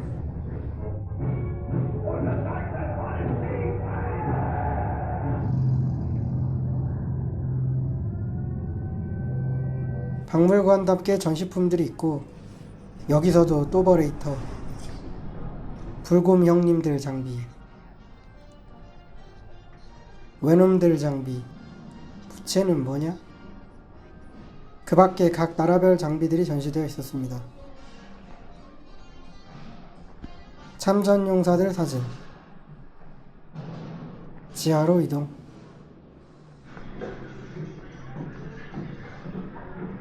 여기서는 병과별로 전시되어 있었습니다. 시청각실에서는 특정 시간마다 벌지 전투에 관한 영상을 상영하고 있습니다.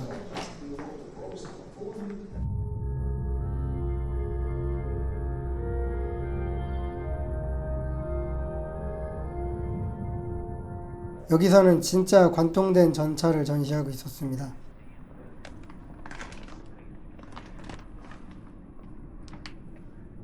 실제 벌지 전투에서 사용된 개인 물품들, 독일군 장비,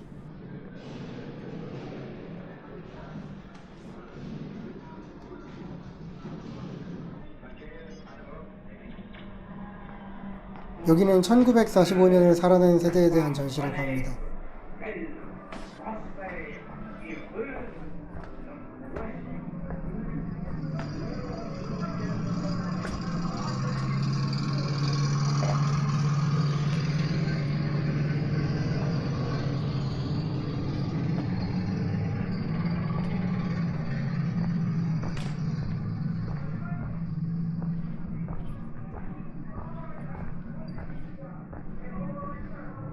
마지막 영상 시청.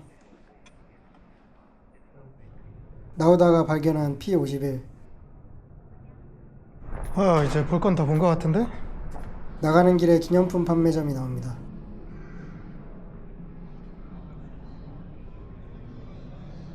술은 왜 파는 거지? 아니 뭐든 그냥 110 갖다 놓으면 상품이 되네. 근데 키링까지는 대중적이라고 쳐도 지팡이는 좀 뇌절 아닌가요? 아, 폭스홀 티켓을 받긴 했는데 거기 다시 가는 건 에바고, 바스토뉴 마을로 한번 가보도록 하죠. 해 뜨니까 조금 따뜻하네. 뭔가 마을 끝이 보이는 것 같은데, 바스토뉴 입성.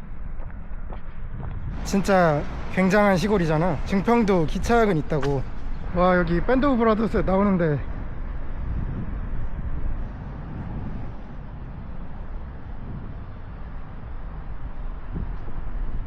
성당 내부에 입장이 가능해서 들어가 봤습니다.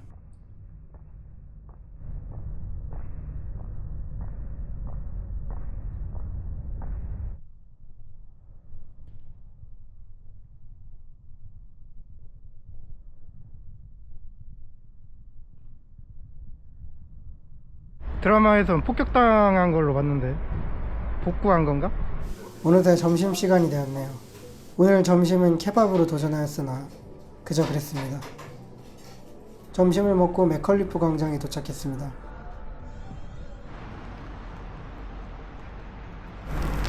아니 뭐 비도 아니고 우박이 내려. 바스토뉴 포위전 당시 항복 요구서를 받은 당시 백일 공수 사단장 맥컬리프 장군이 너츠라고 일갈한 일화가 있는데 그것을 기념하기 위해 조성된 광장입니다. 다음은 바스토뉴 공동묘지입니다. 바스토뉴 포위 당시 부상병을 돌보다 폭격으로 사망한 간호사 르네 르메르의 묘가 있습니다. 밴드 오브 브라더스에서도 조금 각색하여 나오는데요. You're a surgeon? No, we don't got no surgeon. What's this? From the bed. What, sheets? Yes. 실제로는 유진 로와 동선이 겹치진 않았을 거라고 합니다. 진짜 근본 서양식 공동묘지네요. 마지막은 바스토뉴 워룸이라는 박물관입니다. 전쟁 박물관 티켓 있으면 입장은 무료. 입구를 완전 구석에 박아놨잖아.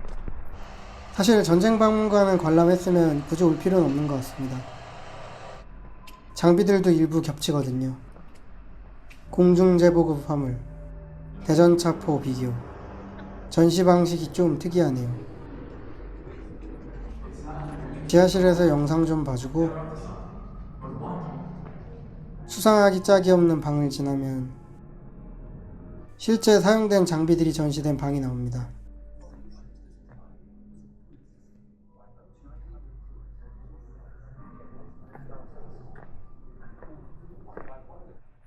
뭔가 퇴역 비행기를 개조한 것 같은 느낌.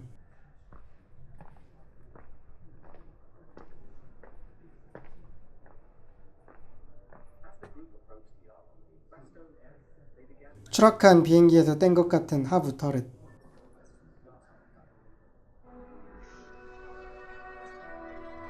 쭉 돌고 나면 방명록이 나오는데 모양이 너츠입니다.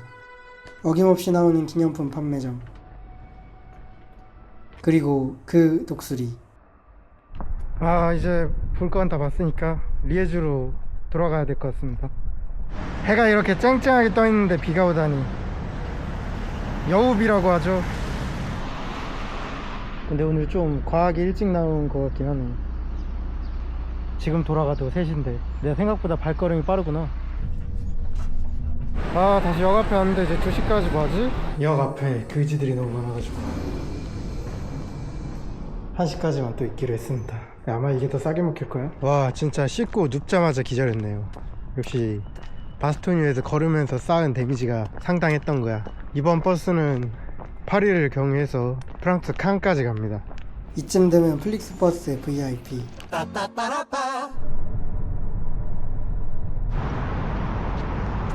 아 또 경유 시간이 떠버렸네. 지도를 보니까 터미널 근처에 개선문이 있더라고요. 환승 대기 시간이 많지 않아가지고 적당히 이 정도만 찍고 가야 될 것 같네요. 참새는 방앗간을 그냥 지나치지 않는다. 이거 딱 먹으면 버스 시간에 맞을 것 같습니다. 그나마 파리에서 캉은 비교적 가까운 편. 기사 아저씨가 가방 크니까 빈자리 옆으로 바꿔주시더라고요. 버스를 그렇게 많이 타고 다녔는데 휴게소 처음 와봐.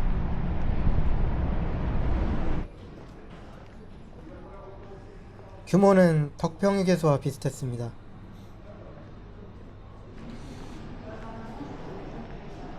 보니까 화장실이 고장난 경우에만 휴게소를 들르는 것 같네요.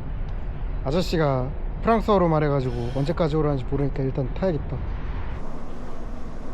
그렇게 프랑스 캉에 도착했습니다. 복항천. 앞차 서 있는데 그냥 뒷차가 와서 박더라고요. 아주머니가 앞차여서 굶기고 극딜 중. 숙소 가기 전에 쌀국수를 먹어보러 왔습니다. 음식 안 맞는 거 인정하고 유럽 음식 거르기로 했습니다. 고수는 즉시 공간력. 별점 4.5점 드립니다. 오늘은 꼭대기층이네. 침대 알파벳이 2니까 1층이겠지? 왜 저기만 열려있는 걸까요? 2층이야. 오늘은 바위에로 이동해야 합니다. 아니 이건 시대가 어느 시대인데 영어 지원을 안 해줘? 대충 감으로 샀습니다. 시골 노선이라 그런가 많이 안 타는군요.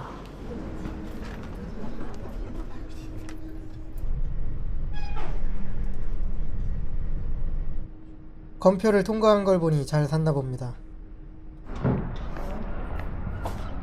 진짜 레전드 총구석인데? 진짜 증평역보다 심하잖아. 와, 유럽 찐 시골은 이런 거구나. 바스토니는 완전 도시였네. 일단 도착을 했는데 아직 10분 남았어. 오늘 여기서 전기자전거를 빌려 오마하 해변에 다녀올 예정입니다. 디데이 관련 자전거 투어 코스와 장비를 제공하는 전문 업체입니다. 네, 자전거를 수령했습니다.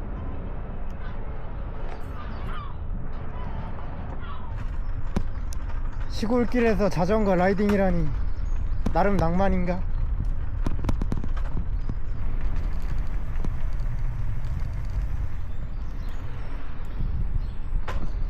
예전부터 궁금했던 거긴 한데 과연 방독면은 소똥 냄새를 막아주는가?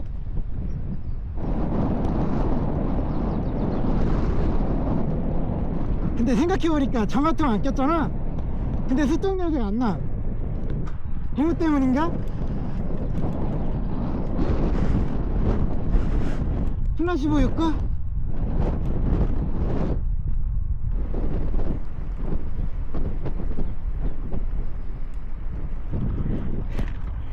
전기자전거 처음 타보는데 이게 마냥 오토바이는 아니었구나. 나는 페달질 안 해도 알아서 가는 줄 알았지. 아니 무슨 꼭 윈도우 배경화면 같네요. 표지판이 겁나 웃기네. 자전거랑 사람은 지나갔대는데 말은 지나가면 안 돼. 유럽 여행 동안 계속 내륙만 돌다가 처음으로 바다가 나왔어요.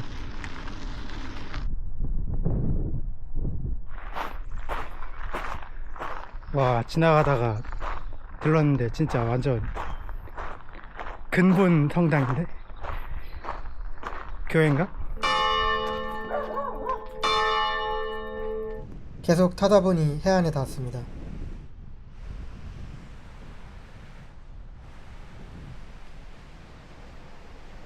오마하 해변 서쪽 끝 1사단 전적비.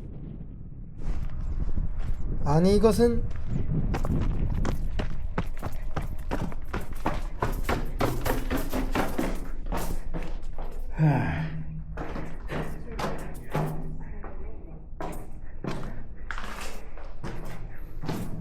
아, 벙커 아닌가 보네. 물 고여있네, 물.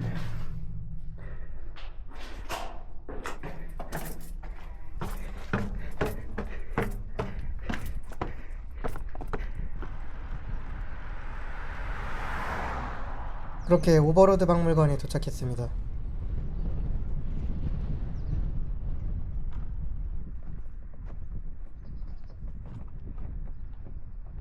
체코 고슴도치.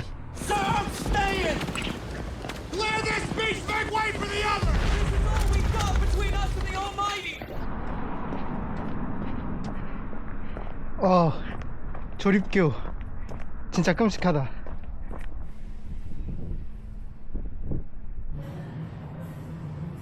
명칭은 오버로드지만 그 이전까지의 내용도 일부 다루고 있었습니다.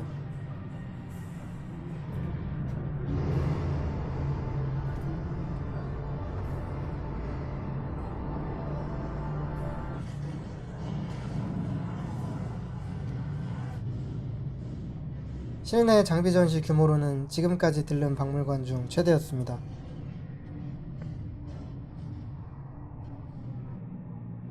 문 열리면 죽는 상륙정.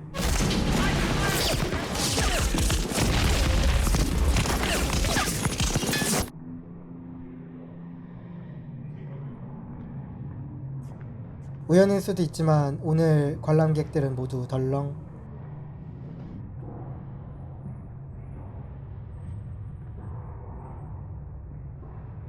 후기에 돈 아깝다는 얘기도 있었는데 어차피 노르망디는 오마하 해변 때문에 오는 거니까 이 정도 규모만 들를만하다고 생각합니다. 어차피 이런 박물관은 오는 사람만 오니까요.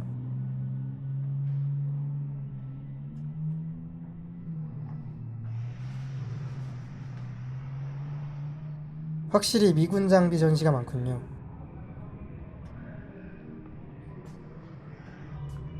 항공대 장비들. 추락한 기체에서 떼었겠죠?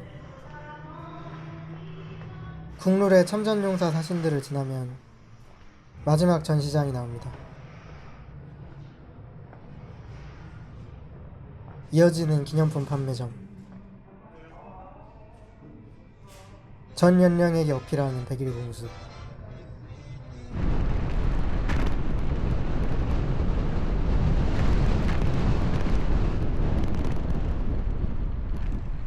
한 중간쯤 되는 것 같습니다. 현재 네이비실의 전신인 미 해군 전투파괴대 전적비입니다.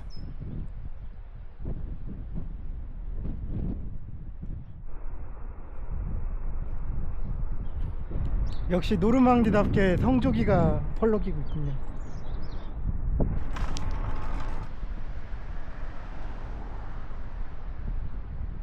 집이 아니라 펜션이겠죠? 이 조각은 D-Day 당시의 희망, 자유, 연대를 추상적으로 표현한 기념물이라고 합니다. 왼쪽으로 조금만 가면 나름 유명한 도그 그린 섹터입니다.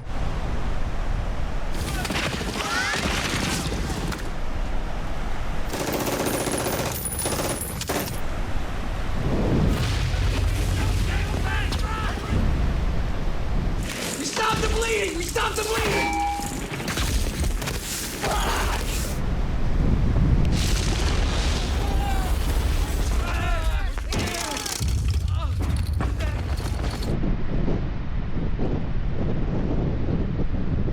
뭐 저 멀리 해안절벽이라든가 그런 데도 가고 싶지만 시간에 못 맞출 것 같아가지고 일단 기존 경로대로 가야 될 것 같습니다. 여기도 박물관 있구나. 아, 이제 돌아가는 중인데 생각보다 많이 못 돌아와서 좀 아쉽네요. 다음에 노르망디 오시는 분이 있다면 렌트카를 고려해 보시는 걸로. 자전거가 지금 배터리가 딱 반 남았습니다. 핸드폰 배터리도 그렇게 많지 않아요. 자전거도 나름 운치 있긴 한데 그래도 노르망디는 차를 타고 와야 좀 더 확실하게 돌아다닐 수 있는 것 같아요. 오도방구가 좀 더 현실적이지 않았을까 그런 생각이 들긴 하네요. 생각보다 힘들어서.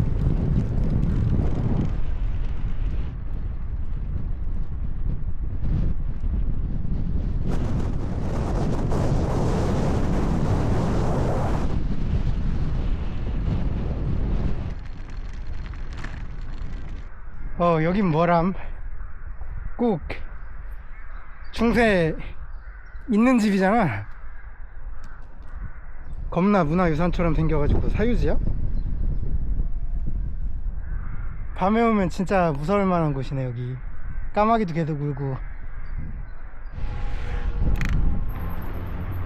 또 지나칠 수 없는 대성당 발견. 진짜 이런 걸 어떻게 해야 짓는 거야? 안 들어올 수가 없었습니다. 에이, 이런 성당에 볼 게 뭐가 있다고. 쨍그랑. 지하실 탐험.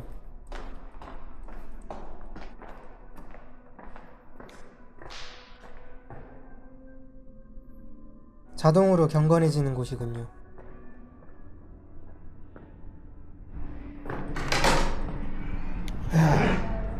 진짜 이제 복귀할 배터리밖에 안 남았어.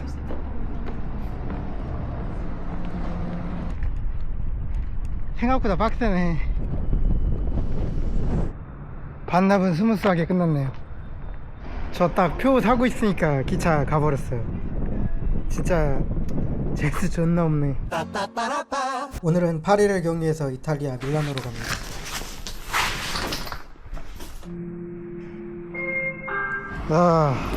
여기서 밀라노 가는데 12시간이던데 벌써 두렵습니다. 터미널 앞에서 케밥을 사 먹는데 아메리칸 스타일이라고 해서 먹어보니 맛있더라고요. 와, 개신기하다. 여기 올 때 만났던 기사 아저씨 또 만났어. 다시 파리 도착. 경유시간에 저녁을 먹으러 갑니다. 머시기 링기니 해물맛, 이거 맛있었습니다. 파스타는 항상 먹을만하군요. 버스에서 먹을 아침 수령 겸 시간 때우기. 웬일로 또 버스가 미리 와있지? Pepe, 자다 깨니 해가 올라오고 있었습니다. 스위스 근처 지나는 중 완전 대낮에 밀라노에 도착했습니다.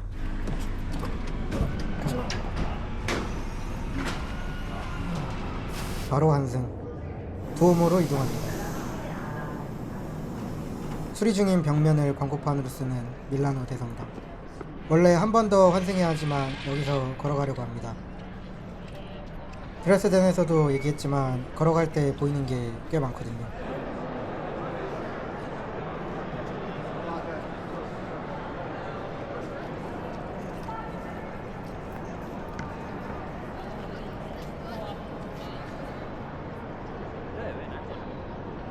그리고 사실 체크인까지 시간이 너무 많이 남았습니다. 오늘도 공원에서 시간 좀 때워볼까? 사색을 즐기며 화장실을 찾는 중.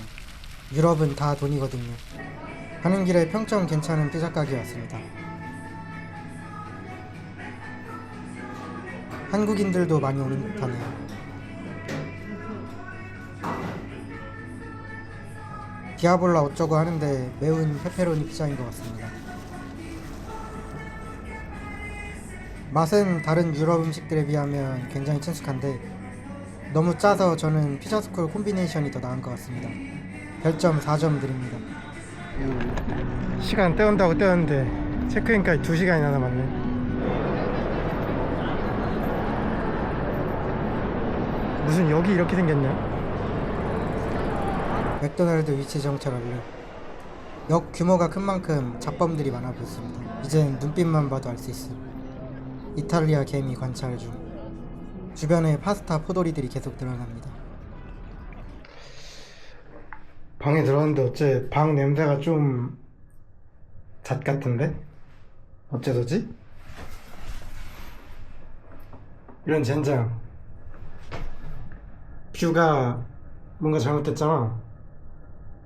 홀란드보다 2배는 비싼데 에어컨에서 뜨거운 바람 나오고 거지 같은 방이구만. 여기는 어떻게 어댑터도 이상한 걸 써. 자, 오늘 아침은 모닝 뽀글입니다. 방 안에 전기 주전자가 없어가지고 여기 호텔 식당에서 뜨거운 물을 좀 받아왔고요. 커피 끓이는 물이라 그런가? 개 뜨겁네. 짜라짜라짜짜짜 파게티. 오늘이 일요일은 아니지만 네, 이렇게 짜파게티 뽀글이가 완성됐습니다. 아, 개 맛있겠다.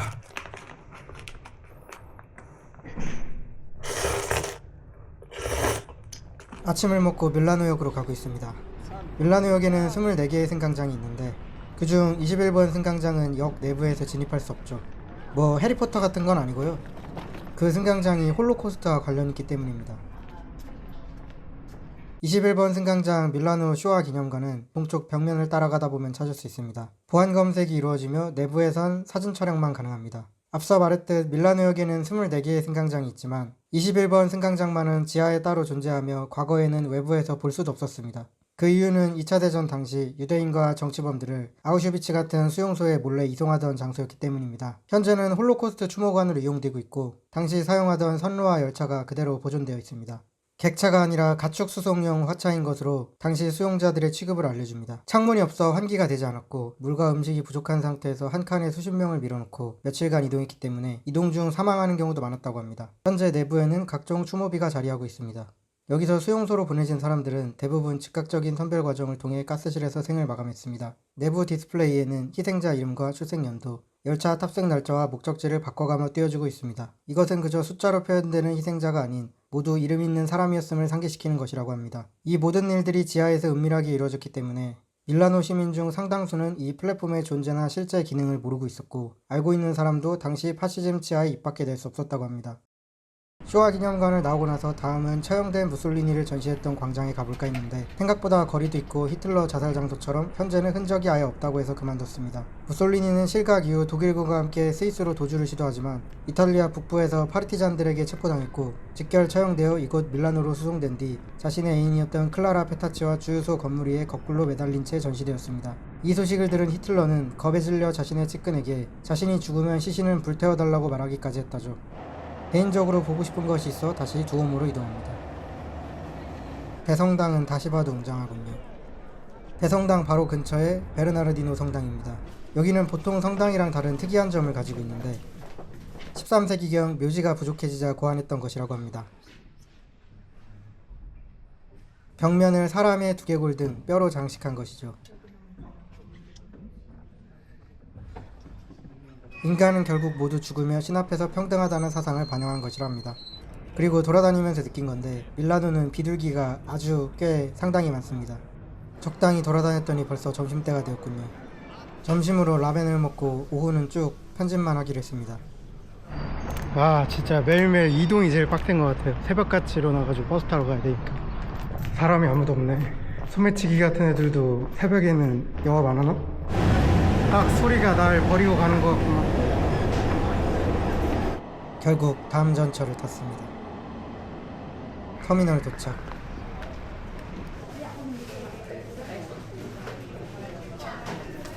어제도 말했지만 비둘기가 아주 꽤 상당히 많습니다. 사람보다 높은 구조물을 조심해야 합니다. 방심하면 똥 맞습니다. 똥 피하다 보니 로마행 버스가 왔군요. 이번 여행의 종착지인 로마에 도착했습니다. 이때까지만 해도 일정을 어떻게 짤까 고민 중이었죠. 일단 오늘 숙소로 이동합니다. 로마 테르미니역입니다. 여기도 군인 경찰들이 쫙 깔렸군요. 오늘의 답장은 어디일까? 지도 위치에 입구가 안 보여서 뭔가 했는데 일반 가정집을 개조한 호스텔이었습니다. 여기도 2층. 남은 이틀은 귀국 전에 푹 쉴까도 했는데 청소 때문에 10시부터 14시까지는 비워져야 한다기에 어제 일정을 하나 더 추가했습니다. 늦잠 자서 열차 놓쳤는데 4시간 안에 가면은 다음 거 탈 수 있다고 해서 일단 가볼게요.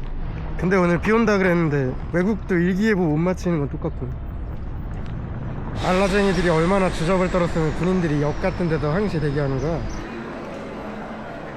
테르미니에서 카시노로 이동할 겁니다. 이런 미니 피자가 무려 10,000원. 가깝다고 하긴 했지만 2시간. 6시간씩 버스 타다 보면 시간 감각이 무뎌집니다. 그래도 바이에보단 덜 시골이네.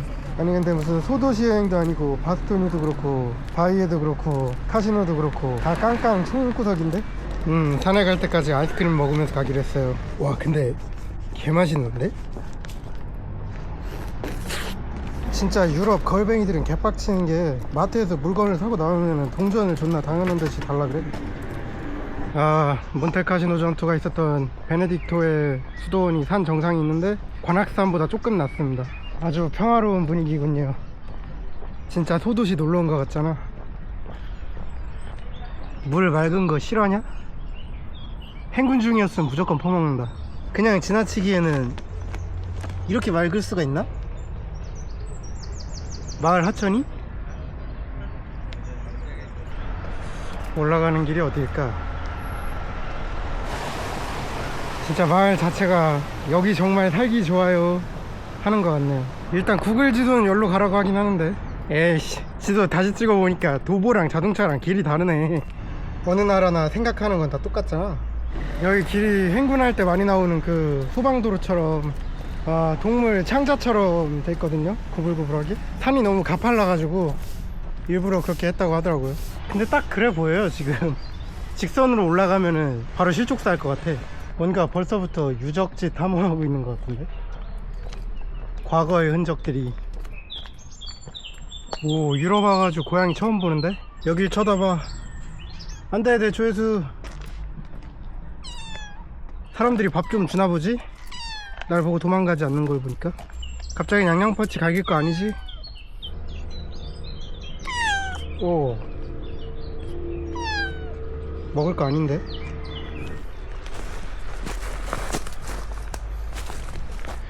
여기 왜 수상한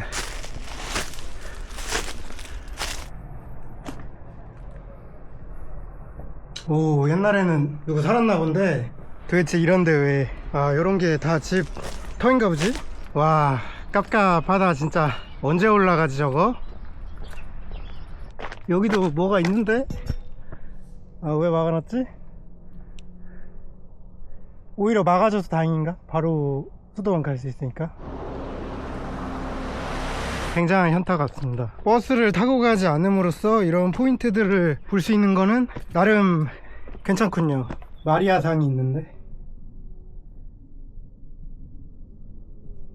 저 사진은 어떻게 넣으신 거지? 여기를 무장 상태로 어떻게 올라갔을까? 그때는 길도 안 좋았을 텐데. 왜 이런 산 정상에 수도원이 있냐면 서기 500년대 천을 뺀 게 아닙니다. 그 500년대 베네딕토 수도의 창립자인 성 베네딕토가 속세를 벗어나 수도자들만의 공동체가 필요하다고 판단해서 이 카시노산 정상에 있는 아폴론 신전을 헐고 베네딕토 수도원을 세운 게 시작이라고 합니다. 이 수도원이 총 5번의 파괴와 재건이 있었는데 5번째가 2차 세계대전 당시에 이탈리아 남부에서 올라오던 연합군이 이제 위에서 방어하던 독일군들이랑 여기서 전투를 치렀다고 합니다. 몬테카시노 전투, 밴드 오브 브라더스 1화에서 가니어 형이 여기서 죽었다고. Dearest John. Should you be giving blood? I woke up. Something happened to Got the me. wrong goddamn jacket. What? I was struck by lightning. Bill Garnier's brother. Remember this? I didn't lie to you. You were right and I was wrong. For me, you're all. 전투 초반에는 독일군이 수도원 안에서 농성을 한 건 아니었는데 수도원을 지키고 있던 게 팔씨름 예거여가지고 연합군이 엄청나게 고생을 했다고 합니다. 폴란드군을 기리기 위해서였다가 페인팅을. 저번에 설악산에서도 얘기했지만 저는 등산을 굉장히 싫어하는데 왜 자꾸 산에 오게 되는 걸까요? 벌써 이만큼이나 올라온 건가? 얼마 남았지? 수도원이 보이지 않아요. 뭐야, 갑자기 비 오는 것 같은데? 어이 오늘 일기예보 안 맞는 거 아니었냐고. 드디어 수도원이 좀 가시권에 들어오기 시작했습니다. 어째 비가 점점 빡세게 오는 것 같은데요? 정시라도 됐나? 종이 울리네. 이 정도 경사 고지에 적이 있으면 사실상 점령이 불가능한 거 아닌지. 올라오면서 폴란드 국기 페인팅이 엄청 많은데 사실 이유가 있습니다. 세계대전 당시 자유 폴란드군은 나치와 소련 침공 이후 망명정부 소속으로 재편된 군대였습니다. 당시 몬테카시노 전투는 총 4차례 이루어졌는데 연합군은 3차 공격까지 모두 실패한 상황이었습니다. 심지어 2차 공격 때는 수도원 폭격까지 감수했음에도 말이죠. 그러던 와중 4차 공격 때 폴란드 제2군단이 합세하게 되는데 전후 국제사회에서 폴란드의 입지를 얻기 위해 이 전투에서 단순 참여가 아닌 반드시 눈에 띄는 성과를 얻어야 했습니다. 그리고 그들은 조국을 잃은 상태에서 집과 가족, 국가가 모두 붕괴한 상황이었기 때문에 조국의 명예와 존재 증명을 위해 싸웠고 독일군에 대한 전투 의지가 극도로 강했습니다. 그 결과 폴란드군은 몬테카시노 전투의 마지막 돌파를 성공시키며 연합군 승리에 결정적 역할을 하게 됩니다. 그래서 산 곳곳에 폴란드 국기가 있는 것이죠. 아무튼 여기가 어마어마하게 오래된 문화유산이다 보니까 독일군들도 문화재 보호 때문에 수도원 안에 진을 치지 않았는데 연합군 입장에서는 그거를 믿을 수가 없으니까 결국 폭격을 해버리죠. 그때 안에 있던 민간인들도 많이 죽었다고 합니다. 그나마 다행히 수도회 측에서 옮길 수 있는 문화재들은 다 바티칸으로 옮겨가지고 상당 부분 남길 수 있었다고 해요. 근데 폭격을 해서 독일군들이 그대로 싹 다 쓸려 나간 다음에 연합군이 들어왔으면 문제가 없었는데 실제로 독일군은 안에 없었으니까 그대로 수도원 반파된 폐허에 이제 더 이상 문화재를 보호할 이유가 없으니까 그대로 다 진지를 깔아버려가지고 폴란드군이 깃발 꽂을 때까지는 훨씬 더 오래 걸렸다고 합니다. 비가 단시간에 너무 많이 오니까 물골이 생겨버렸어요. 남들은 버스를 타고 편하게 오지만 저는 오늘 연합군 빙의해가지고 걸어서 와봤습니다.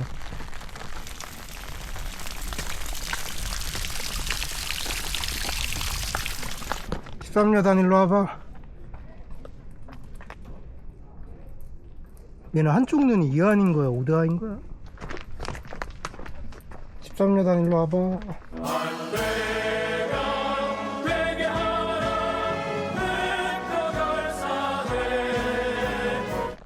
어찌저찌 수도원에 도착을 했습니다. 베네딕토의 사람들에게는 성지이지 않을지. 외국에서 한글을 보니 반갑네요. 오, 회랑 구조가 꼭 붉은 십자군 수도원 같은걸? 사실 종전 이후로도 시간이 꽤 지났다 보니까 폭격의 흔적은 찾기 힘들었습니다. 여긴 뭐지? 지하 감옥은 아닌 것 같은데.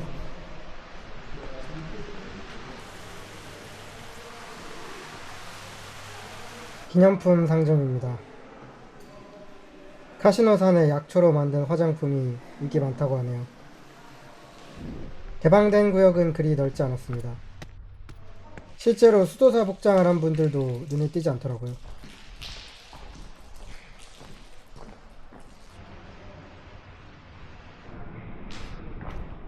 이제 여기서 제일 가까운 폴란드군 묘지를 가보겠습니다.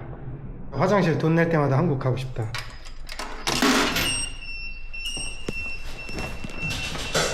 진짜 변기 커버 없는 거 킹받네. 돈 받을 거면 시설이라 좋든가. 이 수도원도 견학 스팟인 것 같습니다. 안에 잼민이들 많더라고요.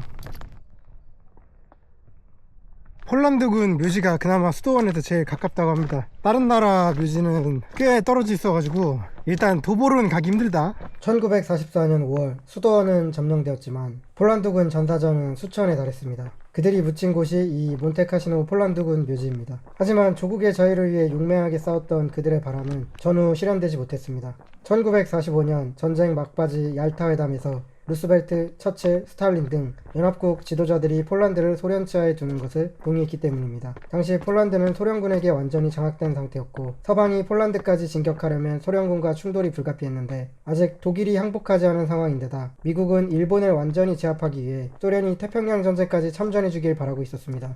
반면 영국은 폴란드의 독립을 보장하고 있었고 소련을 견제하기 위해 폴란드 공산화를 강하게 반대했지만 연합국의 길어진 전쟁 부담으로 인해 결국 서방은 폴란드를 소련에 양보하기로 결정했고 몬테카시노 전투의 용전이 무색하게 전후 폴란드는 공산화되고 말았습니다. 이후 자유폴란드군은 전쟁에서는 승리했지만 공산화된 조국으로 돌아가지 못하고 대원들이 서방에 정착하여 해체되었습니다. 일부 귀국한 대원들은 공산 정권의 치하에서 감시와 차별을 받으며 살았다고 합니다. 서방 세력 밑에서 싸웠다는 게 그 이유였죠. 이들은 서방에 충성한 군대로 간주되어 전쟁 공로와 활동이 모두 축소되고 왜곡되었으나 1989년 폴란드가 탈공산화되면서 국가 영웅으로 복권되게 됩니다. 나라 잃은 군인이라 뭔가 익숙한데?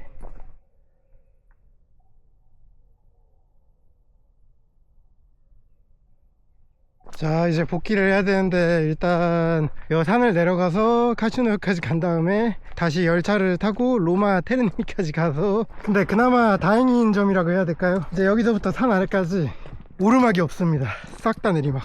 뭐 몬테카시노 수도원을 몬테카시노 전투 때문에 올라가는 사람도 흔하지 않지만 등산과 하산을 둘 다 도보로 하는 사람도 더 흔하지 않다. 그렇다고 제가 걷는 걸 좋아하는 건 아니고요. 군생활 경험 때문에 걷는 거 싫어합니다. 버스 시간 때문에 그래요. 제가 올라오면서 보니까 딱 이 포인트가 카시노 시내가 다 보이는 곳인 것 같습니다. 수도는 생각보다 마을이 잘 안 보이더라고요. 여기는 웬 동굴이 있네. 하지만 들어가서 좋을 건 없어 보인다. 오늘 운동량이 상당합니다. 스파게티 2그릇 먹어야지. 아까 처음에 그 유적지 같은 곳으로 다시 돌아갔습니다. 뭐야 이 자식, 집이 여기였나 본데. 이건 또 뭐야.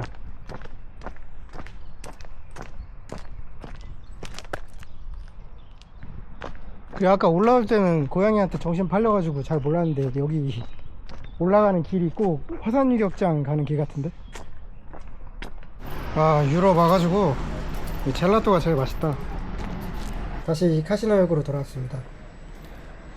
걸어오면서 시간 조절을 했더니 바로 탈 수 있었죠. 티켓 건물인 줄 알았는데 경찰 아저씨들이 왜 여권을 달라고 하지? 나중에 알았는데 불법 체류자 의심받는 중. 아, 비 온다. 일용할 양식. 아버지도 질색하는 꽃가 옷을 입고 마지막 일정을 나섭니다. 청소 시간 때문에 강제로 나온 거지만 그래도 바티칸은 한번 가봐야겠다 생각했습니다. 아, 딱 봐도 사람 엄청 많아 보이는데? 저 근위병 옷이 리얼이었네.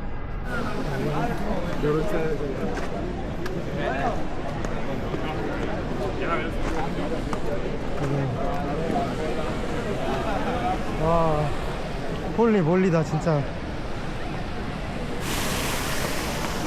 뭐 땀시 사람들이 이렇게 많은 거지? TV로만 보던 곳에 오니까 신기하긴 하네요. 이 줄이 베드로 성당 입장줄이라고 합니다. 여기서 살짝 소름 돋았던 점은 베드로 광장을 빙 둘러싼 제가 지나온 줄이 전부 빠른 포기, 안 되면 되는 거 해라. 여행 약발이 떨어졌나? 이제 뭔가 어딜 다녀도 즐겁지가 않습니다. 그럼에도 불구하고 다른 곳을 또 가봅니다. 지나가다 본 옛 로마 제국의 유적입니다. 아직까지 현대에 남아있다는 것이 더 신기하군요. 사실 로마는 세계대전 때 연합군이 무혈 입성했기 때문에 대규모 승전 기념비 같은 것은 없다고 합니다. 아, 더워. Hello. Intanto cosa sono? Intanto cosa sono? 멀리서 봤을 땐 조각상인 줄 알았는데 그림이었잖아. 콜로세움은 명성대로 잡범들이 많은 곳이었습니다. 서명 요청이나 바람잡이 같은 소매치기나 금전 요구는 유럽에 있는 동안 꽤 많았지만 여기처럼 지나가는 사람 팔 붙잡고 시도하는 것은 처음이었거든요. 손 졸라 세게 뿌리치고 갈 길 가니 쫓아오진 않더군요. 파리 에투알 개선문이 너무 커서 비교적 없어 보이는 콘스탄티누스 개선문. 아, 사람이 너무 많아. 기빨려. 구급차도 와 있는 걸 보니 사건이라도 있는 모양이죠. 알 수 없는 무력감에 사로잡혀 복귀하고 있습니다. 분량 확보 대실패. 아르데아틴 동굴이라도 가볼 걸 그랬나? 드디어 아기다리 고기다리 귀국날이 오고 말았군요. 이미 비행기가 하루 밀렸기 때문에 더 이상은 안 돼. 21일이었으니까 딱 3주 동안 여행했네요. 역에서 바로 피우미치노 공항까지 가는 기차가 있습니다. 레오나르도 익스프레스라고 하는데 이름 잘 지었네요. 이 시국에 왜 아부다비를 경유하는 것인가? 국영항공사인 에티하드 항공의 허브가 아부다비인데 아부다비를 잠깐 들르는 건데도 항공권 값 차이가 크기 때문이었습니다. 제가 처음에 유럽에 올 때 프랑크푸르트로 TA 항공 편도 27만원 끊고 들어왔는데 이탈리아에서 나가려고 보니까 인천엔 직항 160에서 170 사이에 판매하고 있더라고요. 근데 국영항공사인 에티하드가 경유긴 하지만 65만원인 거예요. 아무리 그래도 목숨값으로 100만원 태울 수 있냐 싶으시겠지만 특전사 고공강화 생명수당이 60만원 수준입니다. 그리고 UAE 파병을 가본 적이 있는데 거기 아직 철수 안 했더라고요. 물론 안 쫄린다면 거짓말이겠지만 파병 갈 때보다 더 떨린다. 와, 진짜 멀다. 버스까지 타고 가야 돼? 예전엔 공중급유기 타고 갔었는데 민항기라 기대가 됩니다. 생각보다 타는 사람 꽤 있던데요. TA 27만원은 어메니티 아무것도 없었는데 에티하드는 빵빵하네요. 사실 27만원이면 서서 가라 해도 무죄긴 하죠. 지갑이 얇아서 LCC만 타봐가지고 전면 모니터 처음입니다. 아쉽게도 한글 자막은 많지 않던데 티웨이는 정신과 시간의 방이었는데 여기는 비교적 시간 빨리 갈 것 같습니다. 안전 영상도 모니터로 틀어주는군요. 제일 신기했던 게임 기능. 다른 좌석 보니까 지인끼리 무선으로 멀티플레이 할 수 있더라고요. 1회 비행마다 기내식을 줬습니다. 일단 처음에는 치킨을 받았는데 중동 특유의 날아다니는 쌀 치고는 먹을만 했습니다. 음료수 무한 리필이라 개꿀. 실시간 위치 파악되는 것도 좋았습니다. 새삼 급유기로 왕복한 것도 엄청난 정신력이 필요했다는 걸 느낍니다. 화장실은 그게 그거인 것 같고요. 이제 보니까 빈자리가 많긴 하네요. 계속 먹을 걸 줍니다. 한숨 자고 나면 도착할 거라고 생각했는데 한숨으론 안 되는군요. 한 번 더 잤습니다. 어느새 도착 전 안내 방송이 나오고 있었습니다. 자이드 국제공항에 도착했습니다. 여기서 4시간 있어야 하는데요. 면세구역에 가기 전에 보안 검색을 한 번 더 합니다. 면세점 둘러보고 밥도 먹고 하면 시간 금방 가겠네요. 사실 자이드 공항이 처음은 아닌데 파병 때는 코로나 때문에 여기 접근도 못했는데. 일단 푸드코트를 왔는데 면세점 안에는 맥도날드가 없나? 뭐가 더 싼지 몰라서 일단 디르함으로. 면세구역이라 그런가 무려 24,000원. 버거킹은 저랑 안 맞는 듯. 오랜만에 만나는 중동 셀프 비데, 그 용도 맞습니다. 아크에 있는 후배한테 전화가 왔는데 얘기하다 보니 시간 금방 가더군요. 다른 전화는 다 로밍콜로 넘어가는데 같은 나라에 있어서 받을 수 있나 봅니다. 인천행 발견. 잠깐 앉아있으니 탑승 시간이 됐습니다. 전쟁 중이라 미사일 소리 나고 그럴 것 같았는데 두바이만 그런가 봅니다. 공항 안에 사람들은 적긴 했지만.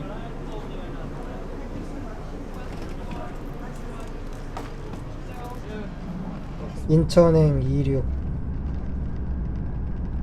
사실 오만 공역으로 가기 전까지 살짝 불안하긴 했습니다. 이란이 그냥 미친놈들이라 혹시. 근데 문제는 그게 아니었음을. 난기류가 너무 심해서 앵그리버드 못하겠더라고요. 짐벌 기능 있는 카메라인데 이 정도면 실제로는 얼마나 흔들리는지 상상이 가시나요? 비행기 흔들릴 때마다 기구 강화 그 하는 느낌이 계속 났습니다. 티익스프레스 에어타임이요. 토하는 승객들이 많아서 승무원들이 바쁘더라고요. 대각선으로 나홀로 집에 훔쳐보는 중.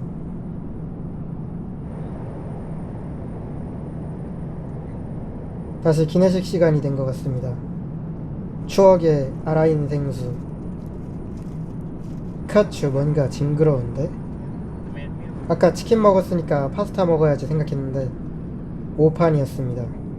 이거 MR이 맛 납니다. 밥 먹고 자고 나니 인천에 거의 다 왔군요. 실시간으로 고도가 깎이는 게 보이니까 신기하네요. 랜딩 완료. 태초마을이야. 무사히 인천에 도착했습니다. 배낭여행이어서 찾을 짐이 없음. 이렇게 3주간의 유럽여행이 끝났습니다. 그럼 후기 영상으로 다시 찾아뵙겠습니다.